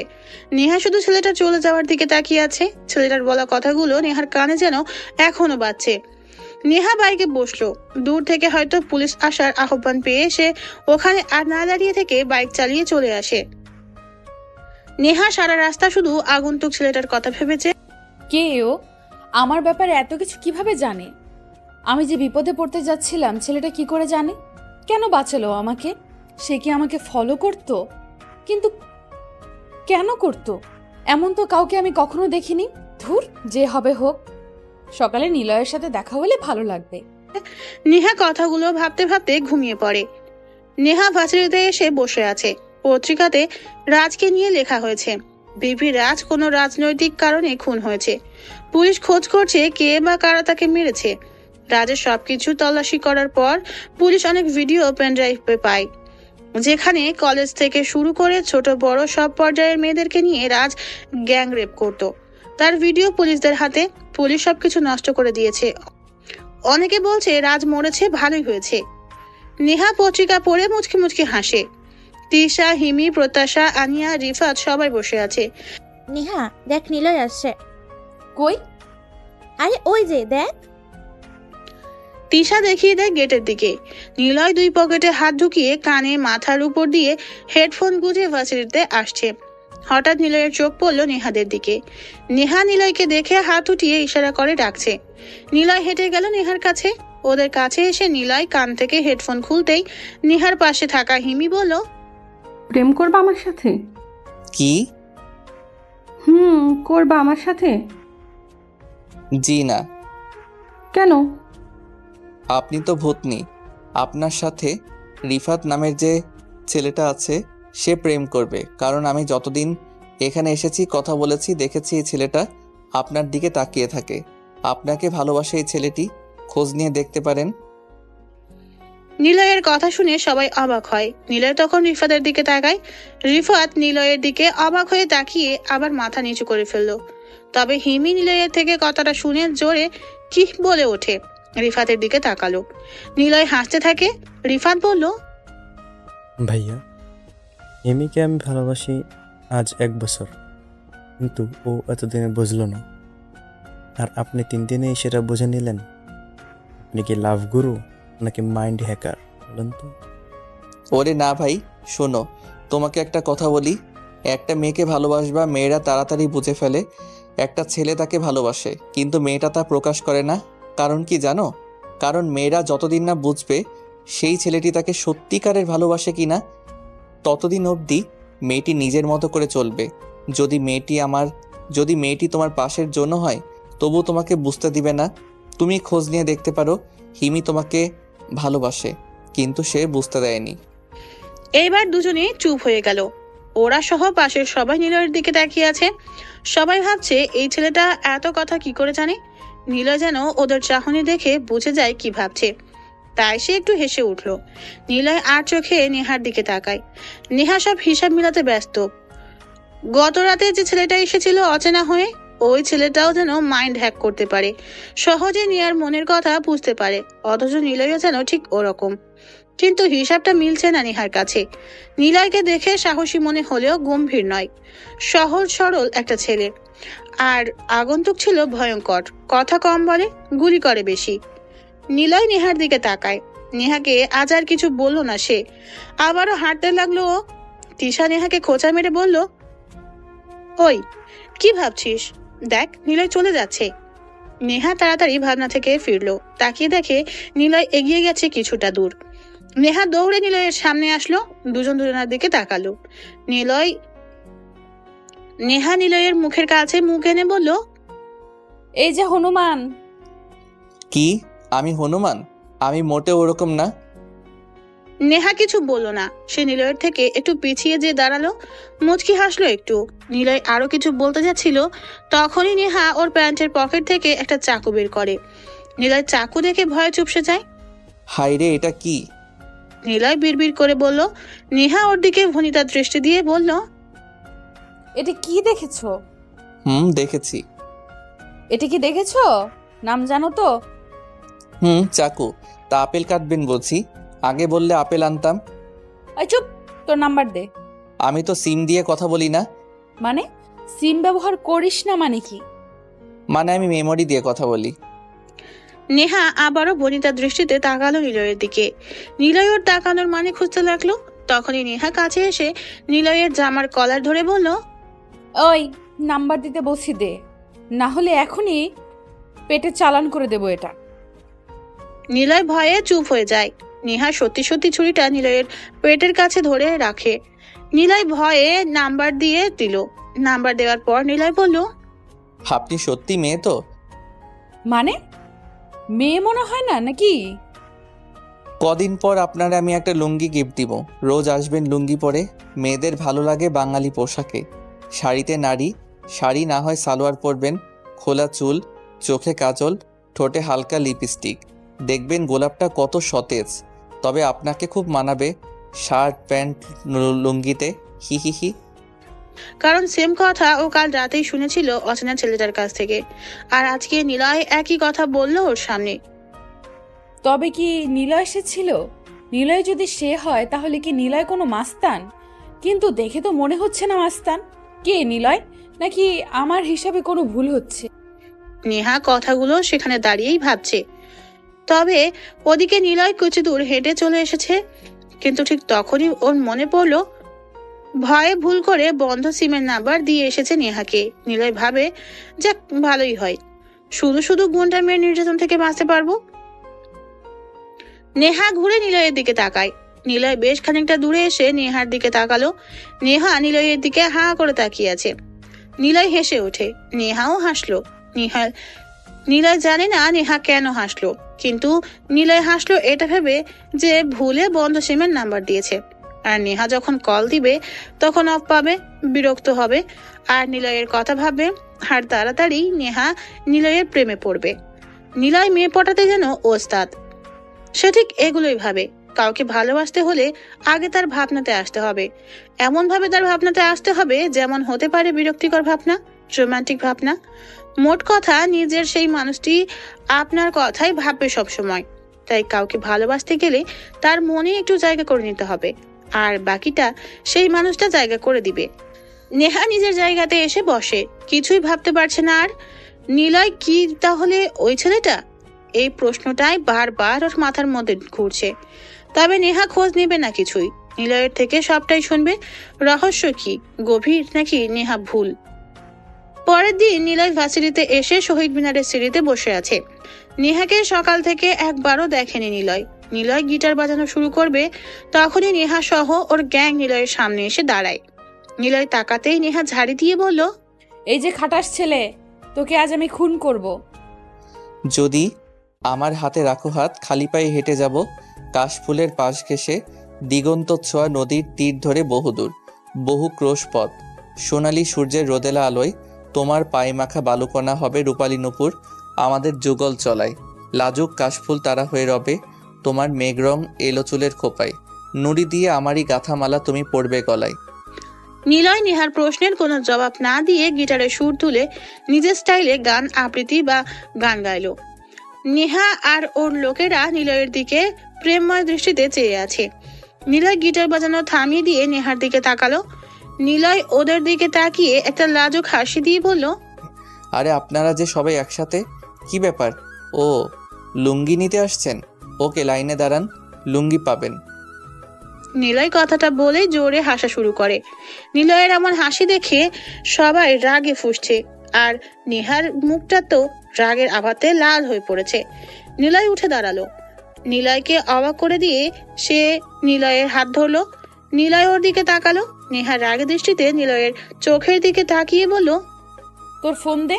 কেন? দিতে বলেছি দে, বেশি কথা বলিস না। আগে জানতাম আপনি গুন্ডামি করেন, এখন দেখছি ছিনতাইও করেন।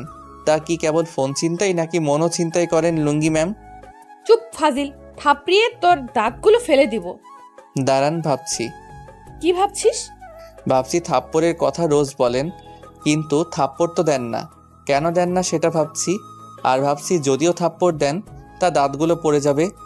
সেগুলো কি ইঁদুরের গর্তে রেখে আসবো কিনা? ওকে, দেন থাপ্পড়। নিলয়ের কথা শুনে দাঁড়িয়ে থাকা সবাই হেসে ফেলল। বিশেষ করে রাগী লুকে থাকা নেহা সবার থেকে বেশি জোরে হাসতে থাকে। নিলয় হা করে নেহার হাসির দিকে তাকিয়ে আছে। সেই হাসিতে কোনো লাজুকতা নেই, আছে কেবল এক ছন্দের গভীরতা। এটা সেই ছন্দ যার গভীরে অতলে হারাতেই হবে নিলয়ের। কারণ কারো প্রতি নিজের জন্য ভালোবাসা তৈরি করতে তাকে রাগাও, হাসাও, খুনসিটিতে মেতে থাকো। এতেই তো সে তোমার কথা ভাববে, আর ভাবলেই তোমার প্রতি একটা টান হবে। শুরু হবে দুষ্টু মিষ্টি ভালোবাসা। নেহা একটু গম্ভীর গলা নিয়ে নিলয়ের দিকে তাকায়। নিলয় নেহার মুখের দিকেই চেয়ে আছে। নেহা বলে, ওই খরগোশ, ফোন দে আগে। সত্যি কি ফোনটা কেড়ে নিবেন? ফোন দিতে বলেছি, দে এখনই। অগত্যা অনিচ্ছা থাকা সত্ত্বেও ফোনটা দিতে হলো নেহার কাছে। নেহা ফোন হাতে নিয়ে নিলয়ের ফিঙ্গার কাছে টেনে ফোনের সাথে লাগিয়ে লক খুলে নিল। নেহা ফোনে খানিক টিপাটিপি করার পর আবার নিলয়কে ফিরিয়ে দিয়ে বলল, এই নাও তোমার ফোন, আমার নাম্বার নাম সহ সেভ করে দিলাম। আর আমার ফোনে একটা মিসড কল দিলাম, তোমার নাম্বার নিয়েছি। কাল তুমি ভুল নাম্বার দিয়েছো, আজ কল দিব। যদি ফোন না ধরো তোমার খবর আছে, বাসা থেকে তুলে আনবো তোমায় বলে দিলাম। নেহাকে তুমি এখনো চেনো না, ভেবো না তোমার সাথে হেসে হেসে কথা বলে দেখে আমি সাধারণ কোনো গুন্ডি মেয়ে। সোজা তোমাকে কিডন্যাপ করে আনবো। পুলিশ কেন, কোনো নেতাও তোমাকে খুঁজে পাবে না। তাই চুপচাপ যা বলছি সব শুনবে, না হলে খবর আছে। কয়টার খবর? জানি না। ওই শোনো, তুমি কিন্তু অনেক সুন্দর গান গাও। আবার গাও না। বড় দাঁতহীন পেতনিদের আমি গান শোনাই না। নিলয় কথাটা বলে সেখান থেকে গিটার নিয়ে দৌড়ে চলে আসে। নেহা নিলয়ের এমন চলে যাওয়া দেখে হাসতে থাকে। তারপর নিলয় সেখান থেকে চলে আসে। নেহা নিলয়ের এমন অসাধারণ গান আর কথা বলার সাহসিকতা দেখে পুরাই মুগ্ধ হয়ে যায়। সে নিলয়ের দিকেই তাকিয়ে আছে। নিলয় কিছু দূরে এসে দাঁড়ায়। নেহাকে ওর ভীষণ রকম দেখতে ইচ্ছে করছে, তাই সে পিছনে তাকালো। নেহা কোমরে হাত গুজে দাঁড়িয়ে আছে। নিলয় সামনের দিকে পা বাড়ায়। হঠাৎ সে থেমে দাঁড়ায়, পিছনে ঘুরে নেহার কাছে হেঁটে যেতে থাকে। ওরা সবাই নিলয়ের দিকেই তাকিয়ে আছে। নিলয় কখনো এভাবে ফিরে আসেনি, আজ হঠাৎ নেহার দিকে অগ্রসর হচ্ছে দেখে কিছুটা ভড়কে যায়। নিলয় হেঁটে নেহার কাছে গেল। নিলয় নেহাকে কিছু বলতে যাবে, তখনই সে বলে, আজ রিফাত আসেনি, হয়তো তার গার্লফ্রেন্ডকে নিয়ে ভাবছে। কবে যে আমিও প্রেম করব, কাউকে নিয়ে ভাববো। তোমার সাথে প্রেম করতে যে কবে যাব। আচ্ছা কিভাবে প্রেম করে? হুম। জানি না, আমি তো করিনি। তুমি আর আমি করব। না। ওই কি না শুরু করেছো ফাজিল? দেখছি। কি? আপনি এমন টেরা মার্কা কেন? চোখ দুটো কি টেরা রে বাবা? এমন টেরা মেয়েকে কি কেউ ভালোবাসে? নিলয় কথাটা বলে নেহার চোখে মুখ দিয়ে জোরে একটু ফু দেয়। নেহা চোখ বন্ধ করে ফেলে। নিলয় সাথে সাথেই নেহার একটা ছবি উঠিয়ে সেখান থেকে চলে আসে। নেহা চোখ খুলে দেখে নিলয় বেশ খানিকটা দূরে চলে গেছে। নিলয় আর পিছনে ঘুরে তাকায় না। নেহা চুপচাপ নেহাকে নিয়েই ভাবছে, কারণ ছেলেটা একটু দুষ্টু হলেও রাতের ওই গম্ভীর মাস্তান আগন্তুকের সাথে কোনো মিল নেই। কিন্তু সে ছেলেটাকে হতে পারে। নেহা কথাগুলো ভাবতে ভাবতে ওদের আসল জায়গাতে এসে দাঁড়ায়। হঠাৎ দুটো পুলিশের গাড়ি ভার্সিটিতে প্রবেশ করে। তিশা বলল, কি ব্যাপার? পুলিশ কেন এখানে? জানি না, তোরা এখন চলে যা। কেন? যা বলছি তাই কর, চলে যা এখান থেকে। তিশারা তাড়াতাড়ি সেখান থেকে চলে গেল। নেহা পকেট থেকে একটা সিগারেট বের করে, মুখে দিয়ে আগুন জ্বালিয়ে টান দিতে যাবে, এমন সময় পুলিশের গাড়িটা ওর ঠিক সামনের কয়েক হাত দূরে এসে থামলো। নেহা সিগারেটে টান দিয়ে ধোঁয়াগুলো ছাড়ছে। জিপ গাড়ি থেকে দুজন পুলিশ নামলো, একজন ছেলে অফিসার আর একজন মেয়ে অফিসার নেহার কাছে এসে বলে, চুপচাপ থানায় চল, কোনো প্রশ্ন না। ভাবছিস মার্ডার করে বেঁচে যাবি? তোর মতো পাতি মস্তান কত দেখলাম। চল এখন এখান থেকে। নেহা কোনো পাতি লেডি মাফিয়া না। আমাকে ঠিকঠাক ভাবে নাম বল, তারপর যাব। আর প্রমাণ কি? আমাকে তুই করে বলছিস? তোকে তো আমি... একটা কথা আছে জানিস তো, সম্মান দিলে সম্মান পাওয়া যায়। আপনি করে বললে আপনি, আর তুই করে বললে তুইটাই পেতে হয়। তোর কোনো বোন লাগি না, আমাকে তুই এখন তুই করেই বলবি। আমাকে ধরার কারণ কি? রাজের লাশের পাশে ক্যামেরা ছিল, ওই ক্যামেরাতে তোর নিয়ে ভিডিও ছিল। হঠাৎ সেই ভিডিওতে দেখে একজন এসে সবাই মারে, এরপর ক্যামেরা নষ্ট করা হয়। তুই সেখানেও ছিলি, তুই সব জানিস কে ছিল।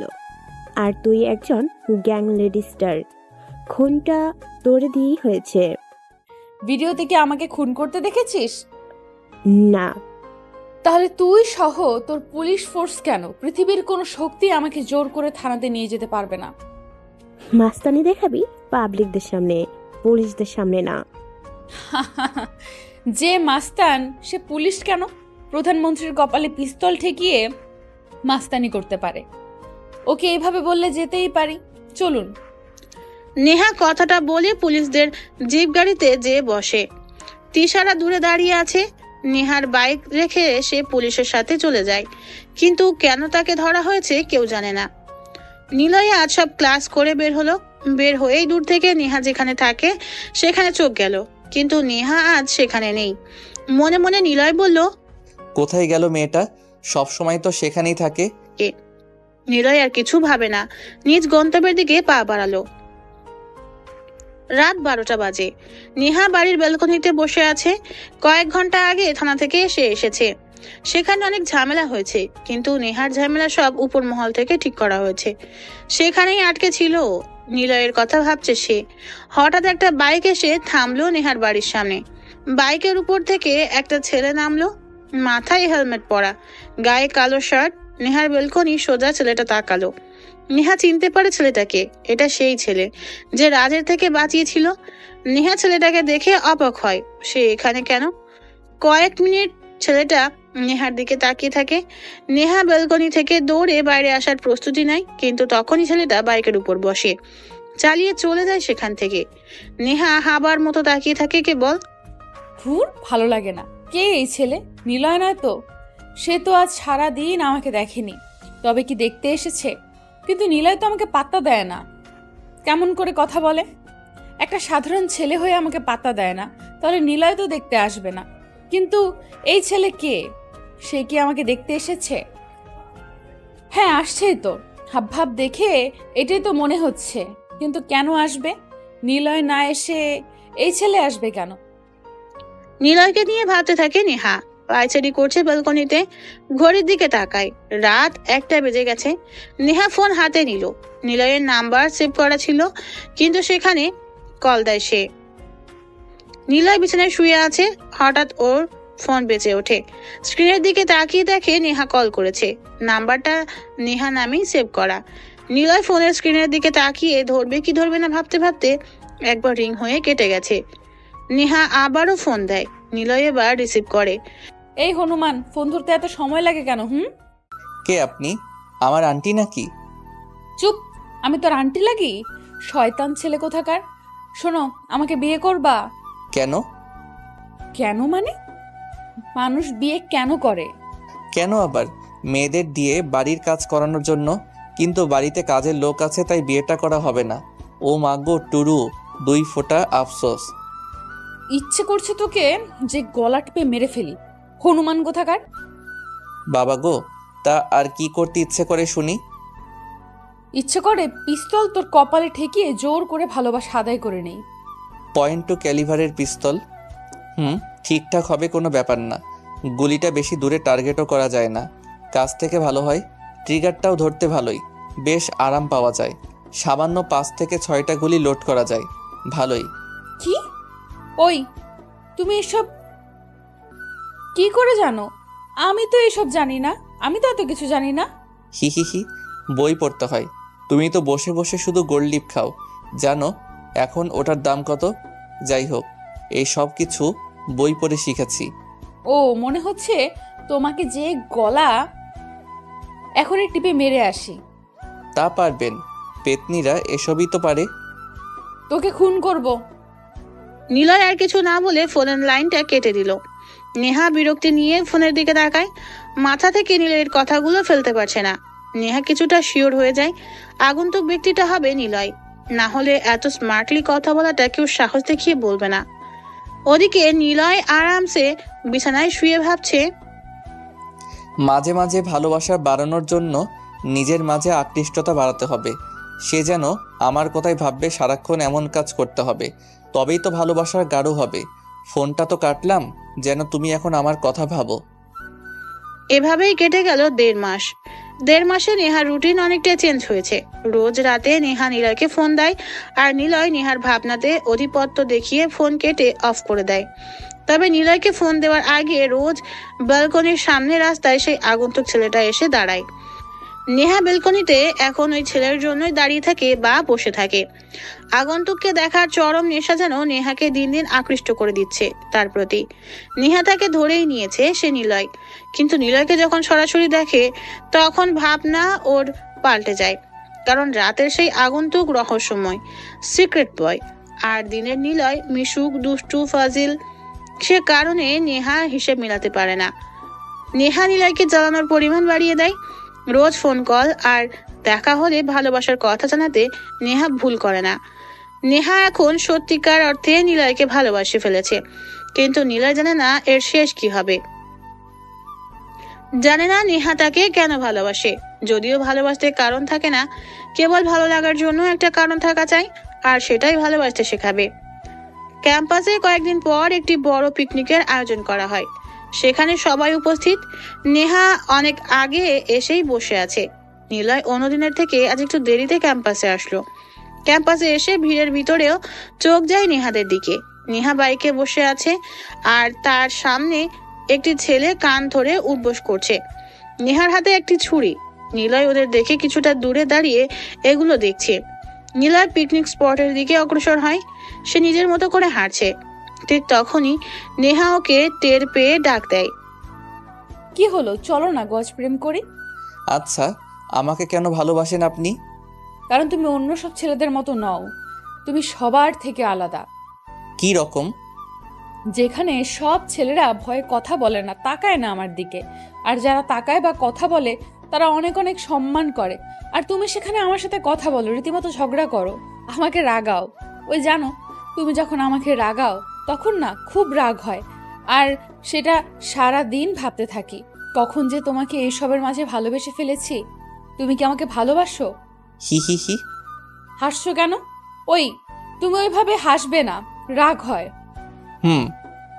হাসলে কেন তাই বলো। এমনি। আমি ভালোবাসি না আপনাকে। কেন? এমনি। আমি কি দেখতে সত্যি পেতনিদের মতো খারাপ? না, তাহলে?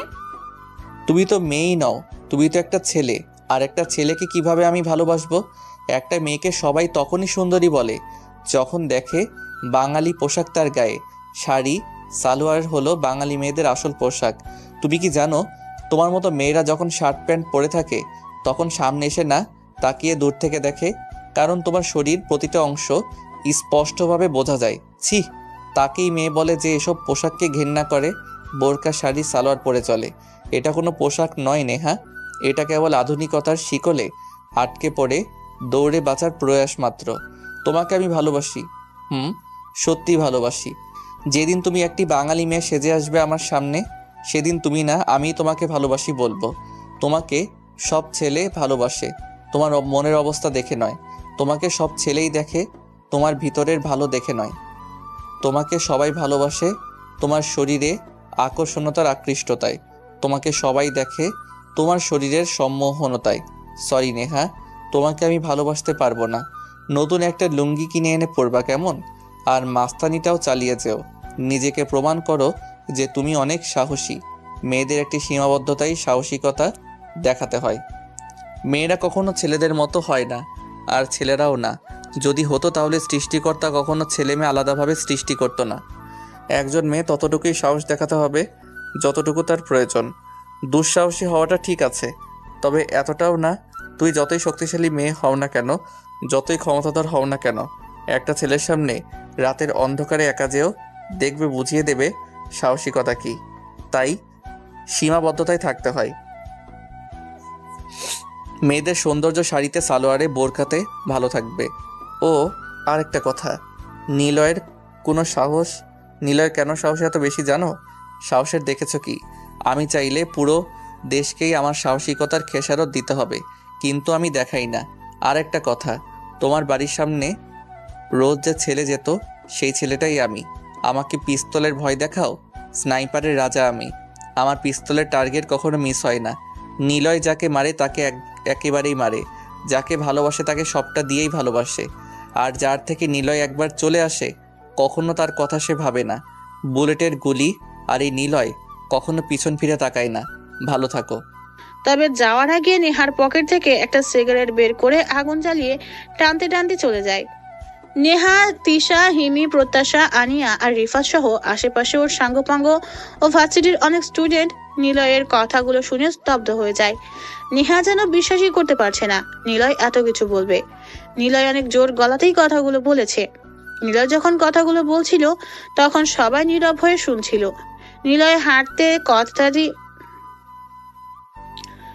নিলয় কথাটি বলে আর দাঁড়ালো না। নিলয় গেটের কাছে এসে পিছনে তাকালো। নেহা ছাড়া সবাই তাকিয়ে আছে নিলয়ের দিকে, আর নেহা মাথা নিচু করে বসে আছে। নিলয় দীর্ঘশ্বাস ছেড়ে একটা হাসি দিল, যা অর্থহীন মুচকি হাসি। নিলয় নিজেই জানে না এ হাসিতে কি প্রকাশ পেয়েছে, তবে এটা সে অর্থহীন তার বেশ বুঝতে পেরেছে ও। নিলয় বাইরে চলে আসে, উদ্দেশ্যহীন গন্তব্যের দিকে সে চলে যাচ্ছে। নিলয় 1 সপ্তাহ পর ভার্সিটিতে এসেছে।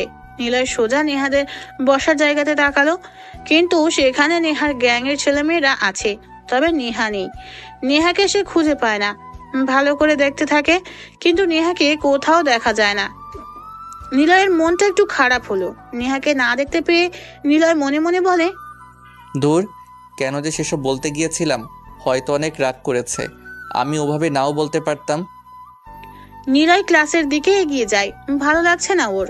নেহা কি করছে কে জানে। নেহা সেদিন নিলয়ের চলে যাওয়ার পর ক্যাম্পাস থেকে বেরিয়ে যায়। তিশা, হিমি সবাই তারপর থেকে অনেকবার কল করেছে নেহাকে, কিন্তু নেহার ফোন অফ ছিল। নেহার বাড়িতেও ওরা যায়, কিন্তু নেহাকে তারা পায় না। নেহার বাবা আকাশ সাহেবও কিছু বলতে পারে না। হঠাৎ এভাবে নেহা নিরুদ্দেশ হবে কেউ তা বুঝতে পারেনি, কিন্তু নেহা কোথায়? আমি মাস্তানি ছেড়ে দিচ্ছি। আপনি তো সব কিছুই জানতেন, ভয় নেই। আপনার হয়ে কাজ করতাম সেটা শুধু আমিই জানতাম, কেউ জানে না। তাই আপনার কথা, আমার কাজ এখানেই সব শেষ। অনেক হয়েছে মাস্তানি, গুন্ডামি। নেহার কথা শুনে প্রধানমন্ত্রী জাহিদ আহমেদ চুপচাপ নেহার দিকে তাকায়। নেহা জাহিদের হয়েই কাজ করত, সেজন্য নেহার এত সাহস। জাহিদ আহমেদ নেহাকে পার্সোনালি জানতো, চিনতো। অজান্তেই নেহা জাহিদকে একদিন বাঁচিয়েছিল, তাই জাহিদ নেহাকে এমন বানিয়েছে। নেহার ব্যাপারে তিনি সবটা জানে। নেহা যে নিলয়কে ভালোবাসে সেটাও তিনি জানেন, তবে নেহা এটা জানে না নিলয়কে। নিলয়ের জন্যই সে মাস্তানি ছেড়ে দিচ্ছে, কিন্তু নিলয়কে ঠিকভাবে নেহা চিনেই না। আচ্ছা, তুমি যাও নিলয়ের কাছে, তবে মনে পড়লে চলে এসো। জি স্যার, তবে একেবারে চলে যাচ্ছি না, আমি ঠিকই আপনার সাথে আছি, তবে এবার আরো গোপনে। আমার তা মনে হচ্ছে না তুমি আমার কাছে থাকবে, কারণ তোমার এখন আমাকে প্রয়োজন নেই, পড়বেও না প্রয়োজনে। তবে ভেবো না আমি তোমাকে ভুলে গিয়েছি। আমি আছি, দূর থেকে সব হ্যান্ডেল করব। আচ্ছা বুঝেছি, যাও তুমি এখন, এই মাস্তানদের থেকে মুক্তি। নেহা জাহিদ আহমেদের অফিস থেকে বের হলো। অফিস থেকে বেরিয়ে এসে সোজা গাড়িতে যেয়ে বসে। জাহিদ আহমেদের সাথে নেহার বহুদিনের সম্পর্ক। নেহাকে সে মেয়ের মতোই দেখেছে। আকাশ সাহেব যখন নেহার সৎমাকে আনে, তখন থেকে নেহার উপর নির্যাতন শুরু হয়। আকাশ সাহেবের সাথে জাহিদ আহমেদের খাতির ছিল, নেহাকে সেই বড় করেছে বলা যায়। তবে নেহার মস্তান গুন্টি মেয়ে হয়ে ওঠার পেছনে আরো একটা কারণ আছে। নেহা জাহিদ আহমেদের বাড়ির দিকে যেতে থাকে। নেহার যখন খুব মন খারাপ থাকে, তখন প্রধানমন্ত্রী জাহিদ আহমেদের বাসায় এসে থাকে। আর নিলয়কে নিয়ে নেহা অনেকটাই আটসেট, তাই বাড়ি থেকে চলে এসেছে সেদিন। ফোন অফ রেখে নেহা ওখানেই থাকা শুরু করেছে। আকাশ আহমেদও জানে না তার মেয়ে বড় একটা মাফিয়া গ্যাং লিড করে, আর নেহাকে গোপনে সাপোর্ট করে জাহিদ আহমেদ। শুধু আকাশ আহমেদ নয়, বরং নেহার সাথে ইনভলভ যারা আছে, কেউ নেহা আর জাহিদ আহমেদের ব্যাপারটা জানে না। নিলয় ক্লাস শেষ করে বাইরে আসলো। বাইরে আসতেই নেহাদের জায়গাতে চোখ গেল ওর, কিন্তু না, এবার আর কেউই নেই। একদম ফাঁকা সেখানটা। না নেহা আর না তিশারা কেউ আছে সেখানে, কেউ নেই। নিলয় মনে মনে বলে। এসব ভাবতে ভাবতে নিলয় নিজের গন্তব্যের দিকে চলে যায়। পরের দিন আবারও ভার্সিটিতে আসে নিলয়। আজও সেখানটা খালি, কেউ নেই। নিলয় সেখানে যে বসে নেহার জন্য অপেক্ষা করছে, কিন্তু নেহার কোনো খোঁজ নেই। কেমন যেন শূন্য শূন্য লাগছে এবার নিলয়ের কাছে। নিলয় ফোন বের করে, কাকে যেন ফোন করলো, কিন্তু ফোনের ওপাশ থেকে কিছু জানতে পারে না নিলয়কে। ওর মনটা হঠাৎ খারাপ হয়ে গেল। নিলয় 7 দিন ধরে অনেক ভেবেছে নেহার কথা। সে সরি বলার জন্য এসেছিল, মনের কথা জানানোর জন্য এসেছিল, কিন্তু তার হলো কই? নেহাকে তো দেখাই যাচ্ছে না। নিলয় পরের দিন আবারও ভার্সিটিতে আসে। নেহাদের বসার জায়গাতে তাকালো, কিন্তু সেখানে কাউকেই দেখছে না। তবে আজ নেহাদের জায়গাতে ক্লাস শেষ করে এসেও জায়গাটাকে আজ বাদামওয়ালা বাদাম বিক্রি করছে, কিন্তু নেহাদের দেখা নেই। গেল কোথায় মেয়েটি? এভাবেই কেটে গেল আরো 9 দিন। এ কদিনে নেহাকে বেশ খুঁজেছে নিলয়, কিন্তু পায়নি। অনেক মিস করেছে নিলয় তাকে, অথচ নেহার কোনো দেখা মেলেনি। কেমন যেন একা একা লাগতে শুরু করেছে নিলয়ের। তার মানে নিলয়ই এখন নেহাকে ভালোবেসে ফেলেছে। কিন্তু মেয়েটা যে হারিয়ে গেল, তাকে কি আর পাবো না? নিলয় বিড়বিড় করে শুধু নেহাকে নিয়েই কথা বলছে। নিলয় ভার্সিটি থেকে বের হলো, ফুটপাত দিয়ে হাঁটছে। হঠাৎ একটা গাড়ি এসে থামলো নিলয়ের সামনে। নিলয় দাঁড়ালো। গাড়ি থেকে তিশা, হিমি আর রিফাত নামলো। নিলয় ওদেরকেও অনেক খুঁজেছিল, কিন্তু ওরাও নেহার সাথে হারিয়ে গিয়েছিল যেন। ওদেরকে দেখেই নিলয় প্রশ্ন করে, তোমরা নেহাকে দেখেছো? সে কোথায় জানো? না, আমরাও তাকে খুঁজছি। তবে নেহা ফোন করেছিল আমাদের। আপনি যে তাকে খুঁজছেন সে সবটাই জানে। কেন খুঁজছেন? সেদিন তো তাকে অপমান করেছিলেন। আর যে যেমন করে থাকে সেভাবে বিচার করতে নেই। হতে পারে সব জানার পরেও সেখানে মিথ্যে কিছু থাকতে পারে। কাউকে খারাপ ভাবার আগে তার থেকে ভেতর থেকে বোঝা উচিত। নেহা কোথায় বলো আমাকে? চলুন, তবে কোথায় আছে জানি না, শুধু আপনাকে একটা জায়গাতে নিয়ে যেতে বলল। ওকে চলো। নিলয় গাড়িতে উঠে বসলো। রিফাত গাড়ি চালাচ্ছে। নিলয় পরিচিত এলাকা ছেড়ে যেন আরো পরিচিত এলাকাতে প্রবেশ করে। রিফাত গাড়ি চালাচ্ছে, নিলয় জানালা দিয়ে আশেপাশে তাকাচ্ছে। হঠাৎ গাড়িটা ব্রেক করে থামে। তিশা গাড়ি থেকে নেমে নিলয়ের পাশের দরজা খুলে দেয়। নিলয় তাড়াতাড়ি গাড়ি থেকে নামে। একটি বিশাল বাড়ির সামনে এসে থামে ওরা। বাড়ির সামনে হাই সিকিউরিটি গার্ড। তিশা নেহাকে কল করে সিকিউরিটি সরানোর জন্য বলার প্রস্তুতি নেয়, কিন্তু হঠাৎ একজন গার্ড এসে নিলয়ের সামনে দাঁড়িয়েই স্যালুট করে। তিশা, হিমি আর রিফাত চোখ বড় করে নিলয়ের দিকে তাকায়। নিলয় বলে, এটা কোন জায়গা? মানে এখানে কেন আসছি? এটাও তো 17 নম্বর বাড়ি। নেহা এখানে আপনাকে আনতে বলেছিল, বাড়ির ভিতর যেতে বলেছিল। সত্যি এখানে আনতে বলেছিল সে? কিন্তু আপনি কি? জানি না, আজব ধরনের প্রশ্ন। চলো ভিতরে। নিলয়ের কথাটা বলে ভেতরের দিকে যেতে থাকে। গার্ডেরা কেউ আটকায় না, এমনকি চেকও করে না কিছু। ওরা শুধু বোকার মতো নিলয়ের পিছন পিছন যেতে থাকে। তিশার ফোন বেজে ওঠে। নেহা যে নাম্বার থেকে কল করেছে সেই নাম্বার থেকে কল এসেছে। তিশা রিসিভ করে। নিলয়কে ছাদে আসতে বল, আর তোরা নিচে আয়, আমি আসছি একটু পর। সোফাতে এসে বসে থাক। ওকে নিলয়, আপনাকে ছাদে যেতে হবে, এখনই যাবেন, সিঁড়ি ডান পাশ। বুঝেছি। তারপর তাড়াতাড়ি ভিতরে এসে সিঁড়ি বেয়ে উপরে উঠতে থাকে। মনে মনে নিলয় বলতে থাকে, নেহা এখানে কেন? সে কি আজ কয়েকদিন ধরে এখানেই ছিল? কিন্তু সে এখানে কেন থাকবে? এটা তো মন্ত্রীর বাড়ি। তাহলে নেহা এখানে কি করছে? নিলয় ছাদে উঠে আসে। বিশাল বড় ছাদ। নিলয় ছাদে এসে সামনে তাকালো। ছাদের এক কোণাতে একটি মেয়ে বাইরের দিকে তাকিয়ে দাঁড়িয়ে আছে। গায়ে কালো রঙের শাড়ি, হাতে কালো চুড়ি দেখা যাচ্ছে, চুলগুলো খোলা। মেয়েটার পাশে কাজের আন্টি দাঁড়ানো। নিলয় সেদিকে এগিয়ে যায়। আপনি কে? এখানে কেন দাঁড়িয়ে আছেন? নিলয়ের কথা শুনে মেয়েটা ঘুরে তাকায়। কাজের মেয়েটাও নিলয়ের দিকে তাকায়। নিলয়কে দেখে বলে, নিলয় ইশারায় ওনাকে যেতে বলে। নিলয় অবাক হয়ে শাড়ি পরা মেয়েটির দিকে তাকিয়ে থাকে, কারণ মেয়েটা হলো নেহা। নিলয় অবাক হয়ে নেহার পা থেকে মাথা অবধি ভালো করে দেখতে থাকে। আর নেহা অবাক হয় নিলয়কে স্যার ডাকার কারণে। তবে আজ নেহার গায়ে কোনো ছেলেদের মতো পোশাক নেই, আছে কেবল বাঙালি মেয়েদের সাধারণ একটা পোশাক। নেহা ঘুরে আবারও বাইরে তাকায়। নিলয় তখনও ওর দিকে তাকিয়ে আছে। নেহা একবার ঘাড় ঘুরে নিলয়কে দেখলো। নিলয় চোখ সরাতে পারছে না। নেহাকে আজ বেশ সুন্দর লাগছে, আর ওর সাজটাও বেশ আকর্ষণীয় আর বিস্ময় করে তুলেছে। দুজনে বেশ কিছু সময় ধরে চুপ হয়ে রইল। হঠাৎ নেহা বলে, যখন আমার কিশোর বয়স তখন আম্মু আব্বুর মধ্যে ঝগড়া লেগেই থাকতো, সেটা রোজ দেখতাম। রোজ কলেজ কিংবা স্কুল থেকে বাড়িতে যেয়ে, রোজ গভীর রাতে ঘুমে, রোজ সকালে উঠে তাদের ঝগড়া শোনাটাই ছিল আমার কাজ। আম্মু আব্বুকে সময় দিত না, আব্বু আম্মুকে না। এভাবে 3 মাস যায় ওদের। এরপর আম্মু নিজে থেকেই ডিভোর্স নিয়ে নেয়। আম্মু চলে যায় আমাকে ছেড়ে। বাবা মায়ের উপর জিদ করে কয়েকদিন পরেই আরও একটা বিয়ে করে আনে। সৎ মা আসে আমার। খুব ভালোই চলছিল দিন, কিন্তু একদিন বাড়িতে যেয়ে দেখি আব্বু বাসায় নেই। সৎ মা আমার সামনে আসে, আমার গালে চড় দিয়ে বলে,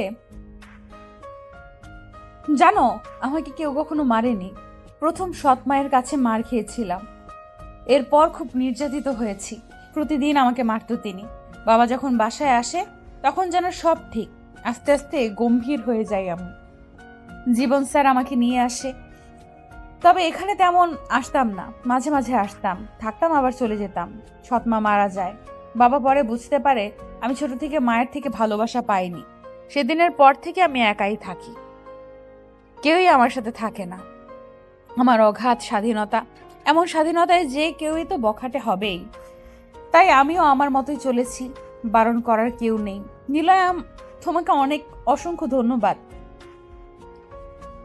আমাকে একটু শাসন করার জন্য। নেহা মুখে এমন কথাগুলো শোনার পর নিলয় তার দিকে বড় বড় করে চেয়ে আছে। নিলয়ের দিকে তাকালো নেহা। নিলয়ও নেহার দিকে অবাক দৃষ্টিতে চেয়ে আছে। নিলয়ের তাকানো দেখে নেহা ফিক করে হেসে উঠল। নিলয় ওর হাসির শব্দ শুনছে। নেহা আবার বলল, এখন নিশ্চয়ই মনে হচ্ছে আমাকে ভালোবাসা যাবে না, তাই তো? ওকে, কোনো ব্যাপার না, আমি একা ছিলাম, একাই থাকবো। নেহা কথাটা বলে সেখানে থেকে চলে আসার জন্য পা বাড়ায়। নিলয় এক হাত দিয়ে নেহার বাম হাত ধরে ফেললো। এবার নেহা নিলয়ের দিকে অবাক চোখে তাকিয়ে আছে। নিলয় কিছু বলতে যাচ্ছিল, তার আগে সেখানে জীবন আহমেদ চলে আসে। ওনার সাথে অনেক সিকিউরিটি, পুলিশও আছে। নেহা নিলয়ের সামনে এসে দাঁড়ালো। জীবন আহমেদকে দেখে বলল, স্যার, ওই সেই নিলয়, প্লিজ ওকে কিছু বলবেন না, ওর কোনো দোষ নেই, আমি আমার ইচ্ছেতেই পরিবর্তন হয়েছি। নিলয়, এদিকে আয়। স্যার প্লিজ ওকে কিচ্ছু বলবেন না, ও অনেক ইনোসেন্ট, ওর কোনো দোষ নেই। নেহাকে সরিয়ে দেয় জীবন আহমেদ। তারপর নিলয়ের হাত ধরে টেনে নেহার সামনে দাঁড় করিয়ে দেয়। নেহা একটু ভয় পেয়েছে। না জানি জীবন আহমেদ নিলয়কে কি বলে, কিন্তু নেহাকে অবাক করে দিয়ে জীবন আহমেদ বলে, নিলয়, তুই কখন এসেছিস? বাড়িতে থাকতে তো কষ্ট লাগে, সেজন্য বাইরে ঘুরে বেড়াস। যেই দেখলি নেহা আসছে তখনই চলে এসেছিস। মানে নিলয় বাড়ি মানে কি এসব? নিলয়ের চাচা আমি। নিলয়ের মা বাবা নেই, ভাই ভাই মারা গিয়েছিল। ওকে বড় করেছি বাইরে রেখে। এখানে এসে মাস্টার্স কমপ্লিট করার জন্য ভর্তি হয়। বাকিটা নিলয়ে বলবে। তোরা কথা বলে ভিতরে আয়। নিলয় এবার নেহার দিকে তাকালো। নেহা হতভম্ব হয়ে চেয়ে আছে নিলয়ের দিকে। নিলয় মুচকি হাসলো। নেহার যেন ঘড়ি কাটছে না। নিলয় একটু কাশি দিয়ে বলল, প্রথম যেদিন ভার্সিটিতে আসি তখন দূর থেকে দেখি তুমি বাইকে বসে মাথা নিচু করে আছো। তোমার কয়েক গাছি খোলা চুল সামনে ঝুলে আছে, মাথায় গোল টুপি। তোমাকে দেখে কেমন যেন ভালো লাগা কাজ করে। তারপর রোজ তোমাকে এসে লুকিয়ে দেখতাম, কারণ আমি জানতাম তোমাকে ভালোবাসি বললে তুমি পিটাবে, না হয় না করে দিবে। তাই রোজ তোমাকে আড়াল হতে দেখেছি। সেই দেখা খুব বেশি গভীরতার মাঝে আটকে ছিল, যার প্ররোচনায় আমি তোমাকে কখন যে ভালোবেসে ফেলেছি। আর সেদিন ওভাবে বলেছি কারণ তোমাকে ওই রকম ড্রেসে সব ছেলেরাই খারাপ দৃষ্টিতে দেখে, যা খুব বাজে একটা বিষয়। আজ দেখো, তুমি নিজেই বাসায় যে আয়নাতে দেখবা তোমাকে কতটা সুন্দর লাগছে। তুমি যদি মনে করো তোমার পরিবর্তনে আমি তোমাকে ভালোবেসেছি, তাহলে আর কি, যাও, ছেড়ে দিলাম তোমার হাত, তুমি যেতে পারো। আমি জানতাম না তুমি এমন বড় লেভেলের গুন্ডি একটা মেয়ে। তোমার কথা চাচুকে এসে বলি, চাচু আমাকে কিছুই জানায় না, শুধু তিনি বলেন তোমার উপর যেন ছদ্মবেশে নজর রাখি। তাই রোজ তোমার বাড়ির সামনে যেতাম, কিন্তু আগে তোমাকে বেলকনিতে দেখতাম না। কিন্তু যেদিন রাজের সাথে ঝামেলা হয়, এরপর থেকে তোমাকে রোজ বেলকনিতে দেখতাম। তুমি তো আমার ব্যাপারে খোঁজ নাওনি, আমিও ঠিক ওভাবেই নেইনি। কিন্তু পরে চাচু যখন জানাই তুমি ওনার খুব প্রিয় একজন, তখন তোমাকে পটানোর আরও চেষ্টা করি, কিন্তু বুঝিনি তুমি আমার বাড়িতে এসেই থাকবে। যাই হোক, তোমাকে ভালো লাগছে অনেক। যদি তোমার মনে হয় এসব রেখে প্যান্ট শার্ট পরবো, তাহলে তুমি পরতে পারো, যাও, চলে যাও। কথাগুলো শেষ করতে নেহা কয়েক পা এগিয়ে যায়। নিলয় মনে মনে ভাবে নেহা মনে হয় সত্যিই চলে যাবে। তখনই সে নিলয়ের ডান হাত ধরে টেনে নেহার সামনে এনে দাঁড় করালো। সে বলল, চলো আজ আমরা দুই হাত ধরে রেল লাইনের পাতে হাঁটি। চলো আজ আমরা কল্পনা আর মাঝ নদীতে নৌকা নিয়ে ঘুরি। সাথে থাকবে পেতনি আর একটি আজীব ভূত। আর যদি আমার কথা না শোনো, তাহলে তোমাকে পিস্তল দিয়ে ভয় দেখিয়ে উঠিয়ে নিয়ে যাব। গন্ডি নাকি? তোমাকে পাওয়ার জন্য যদি আমি গুন্ডি, লেডি মাফিয়া, সাইকো লাভার সব হতে পারি, বুঝেছো?